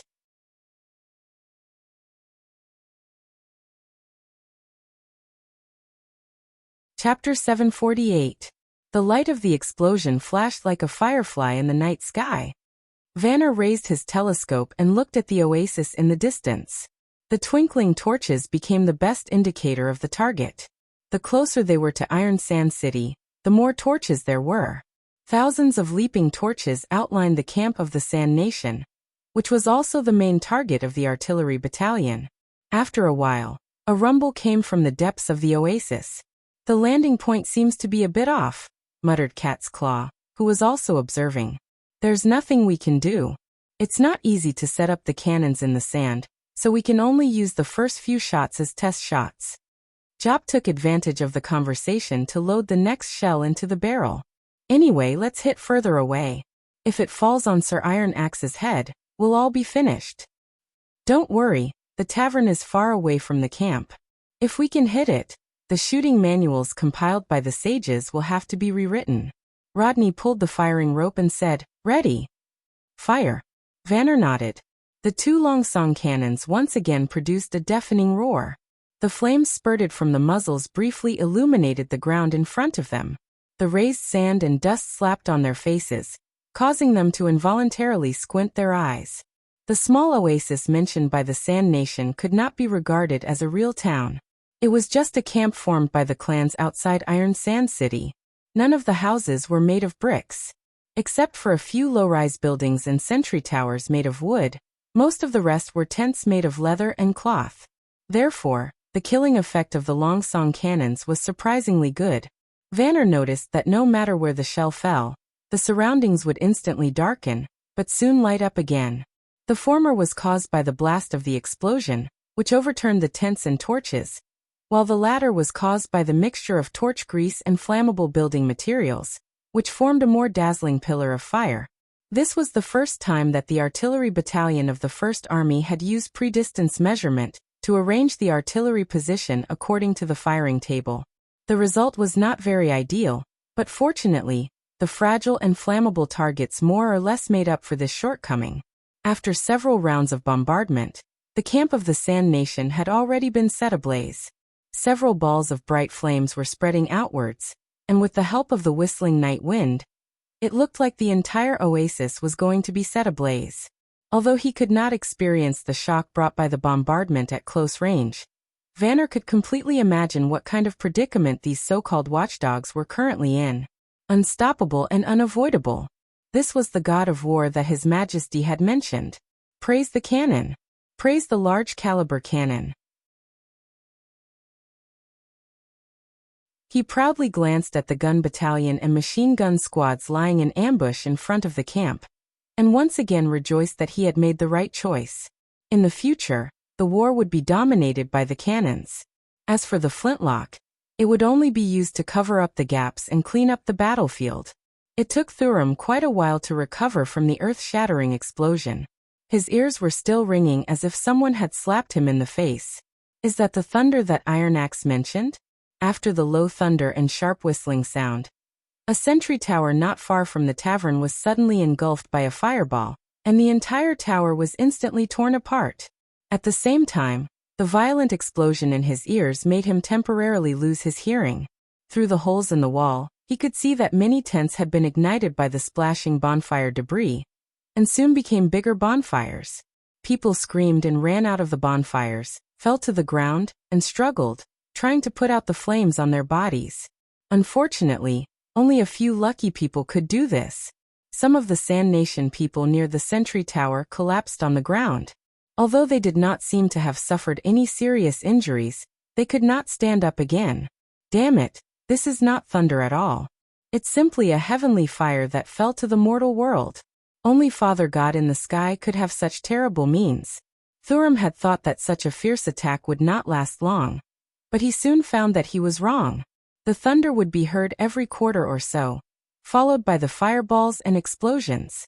He also noticed that the fireballs were scattered at first, but it did not take long for them to gradually gather at the center of the oasis, where the watchdogs gathered. Compared with the vassal clans, the watchdogs naturally occupied the most fertile territory in the oasis. However, at this moment, it had become a hell. Columns of fire rose up, as if the sky was burning. The way he looked at Iron Axe had completely changed. By the three gods, this is not the power you should have, Thurum said in a hoarse and trembling voice. Who did you seek refuge with? Those northerners? A benevolent king, Iron Axe replied, who will bring the oasis and order to the Majin Sand Nation. This can't be. Thurum subconsciously wanted to say the word impossible, but when he saw the spreading sea of fire in the oasis, the last syllable seemed to be stuck in his throat and could not be uttered. Unfortunately, not everyone will be willing to accept such order. The oasis breeds the Sand Nation, but it also imprisons their thoughts. Killing and framing are all because of the struggle for survival, but the oasis that breathes life is soaked in blood. I have to say that it's ironic. As for the watchdogs, which are obviously used to maintain the power of the big clans and let the clansmen suffer in the yellow sand and dry land, it's even more stupid and short-sighted. I wouldn't be surprised if these words came from the northerners, but Iron Axe. Thurum shook his head with difficulty. You're obviously a mixed blood born in the desert. How can you have such a naive idea? It's impossible that you don't know that if we don't kill and plunder, the limited oasis can't accommodate our growing population. Unless the Majins have the power to overwhelm Grey Castle, it's impossible for them to break out of this desert. Cooperation and allegiance will only lead to death. The Northerners will never really trust us. The Blackbone clan and the Sandstone clan are the best proof.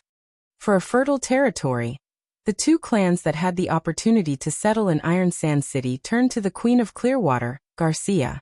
But what was the result? It was said that all of them were fed a strange pill. And in the end, they turned into rotten flesh and blood. The land promised to them as a reward became empty words in the end. There's no real trust? Iron Axe showed a trace of emotion. I thought so at first. But the fact tells me that there are always some people who are born to break the rules. Suddenly, there was a rapid sound of hooves outside the tavern, and it became more and more frequent. Thurum did not need to look to know that it was the Watchdogs' counterattack team gathering. They may have lost the courage to advance, but they did not lose their skills and horsemanship. As long as the enemy appeared near the oasis, they would pounce on the target like bloodthirsty sandworms. When he was about to warn Iron Axe grabbed his collar and pulled him to the window. Not far away, he saw more jumping torches running toward the desert outside the oasis. It seemed that this group of watchdogs had already smelled the scent of their opponents. However, both Iron Axe and the black-haired divine lady looked particularly at ease, as if they did not care about this cavalry team at all.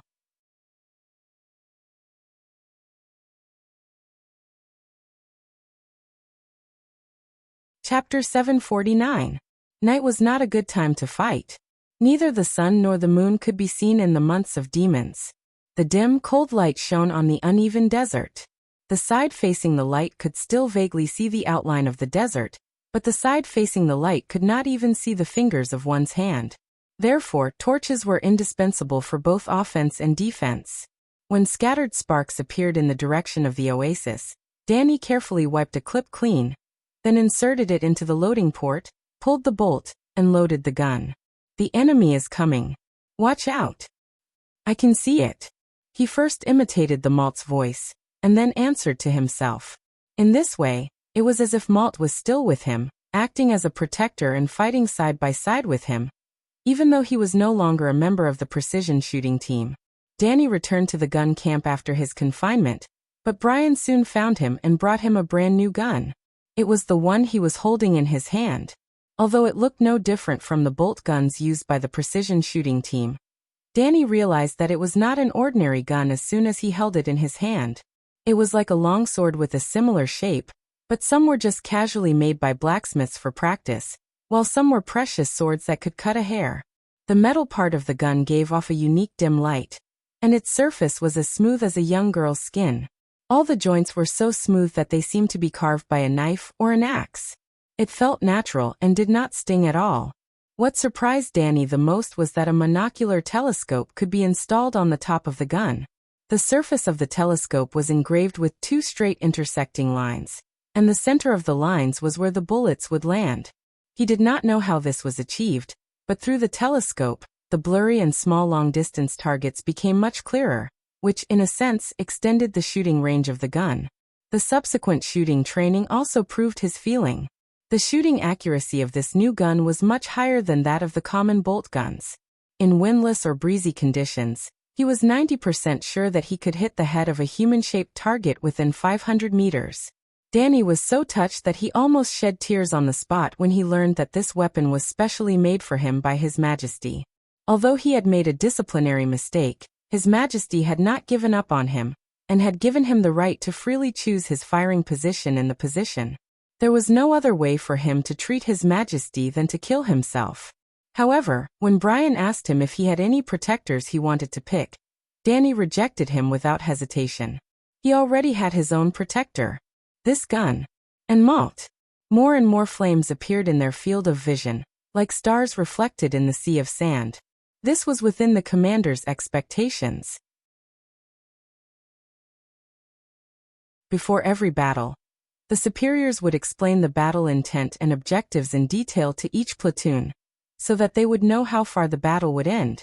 For example, the bonfires on the cannons and the firing rate of once every 7 minutes were all to lure the enemy to launch a counterattack, thereby weakening the combatants of the Watchdog clan as much as possible in preparation for the general attack after dawn.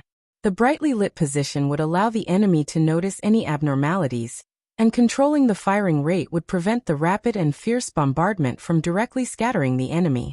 Of course, Danny knew that the artillery battalion could not do that. They looked down on others all day long, but they did not know how much resources they occupied. The firearms and ammunition carried by the gun battalion could be carried by one soldier, but what about the artillery battalion? Without the help of the witch named Hummingbird, they could not even transport food into the desert. There were more than a dozen carriages, and more than half of them were loaded with artillery shells and machine gun ammunition. Only 2 howitzers could be placed in such a large wooden box.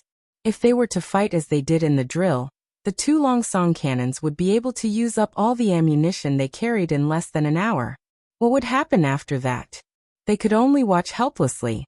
Although Danny admitted that the drill showed unparalleled power, he always felt that every shot was like a golden dragon. However, those people regarded this power as their own. They were simply too arrogant. Without the support of His Majesty's rich treasury, they could only eat dirt in front of the gun battalion. Therefore, the fear of scattering the enemy was just a nice-sounding excuse. Ultimately, they wanted to keep some stocks in case of accidents. After all, it would take a week or 2 for the new recruits to open the Oasis supply line and deliver new ammunition. When the first group of firelight entered the ambush circle of the First Army, Danny put the cross-shaped telescope in front of his eyes. Wind direction. To the north strong. Target about 700 meters away. Thank you. You're welcome. He murmured and put his finger on the trigger. Considering that the accuracy of fighting at night would be greatly reduced, he did not leave the position too far this time, and chose to shoot head-on. In this way, even if the enemy rode fast on horses, they would not be able to move too far in his field of vision. The Sand Nation was indeed a barbarian tribe that was good at fighting on horseback. At first, there were only scattered firelight, but when they charged, they had already formed a neat front line. The horses' hooves sounded in unison, like a gradually accelerating drum beat. At the same time, they dropped the torches in their hands and pulled out their dull sabers. At this distance, the intermittent roars of the artillery position were the most eye-catching target. The backlit sand dunes on both sides suddenly flashed with continuous light spots. Tut, tut, tut, tut. The crisp sound of machine guns blended with the charging drum beat, announcing the official start of the ambush. Without the field artillery, the heavy machine guns became the weapon with the longest range. Bullets swept toward the charging line like a stream of water, and the desert suddenly boiled. Unexpectedly, screams, curses, and shouts broke out in the crowd. The shadows in the night seemed to move a little faster, and Danny was oblivious to it. He only focused on the first enemy that rushed forward. 500 meters, I got you. It was not easy to find a target on a moonless night. He could only vaguely distinguish the charging figure of the enemy. But this was not a shooting show, and he did not need to hit the head to score a point. Whether it was the horse or the rider, being shot in any part of the body could kill them. Danny pulled the trigger, and the gun trembled slightly. He smelled the hot smell of gunpowder. He could not see the point of the bullet, and there was no blood. The enemy just trembled and fell off the horse. This was his hunting ground, Danny thought, and this was where he should be. Did you see that, Malt? Don't get distracted. The next target is coming. That you're tuning in to the Lime's Wuxia Whispers YouTube channel. We're so grateful for your support, and don't forget to subscribe to join us on this incredible journey through captivating stories. Your generosity through donations truly makes a world of difference, as it's the primary source of revenue that allows me to expand and enhance this channel for you. Thank you from the bottom of my heart for being a part of this adventure.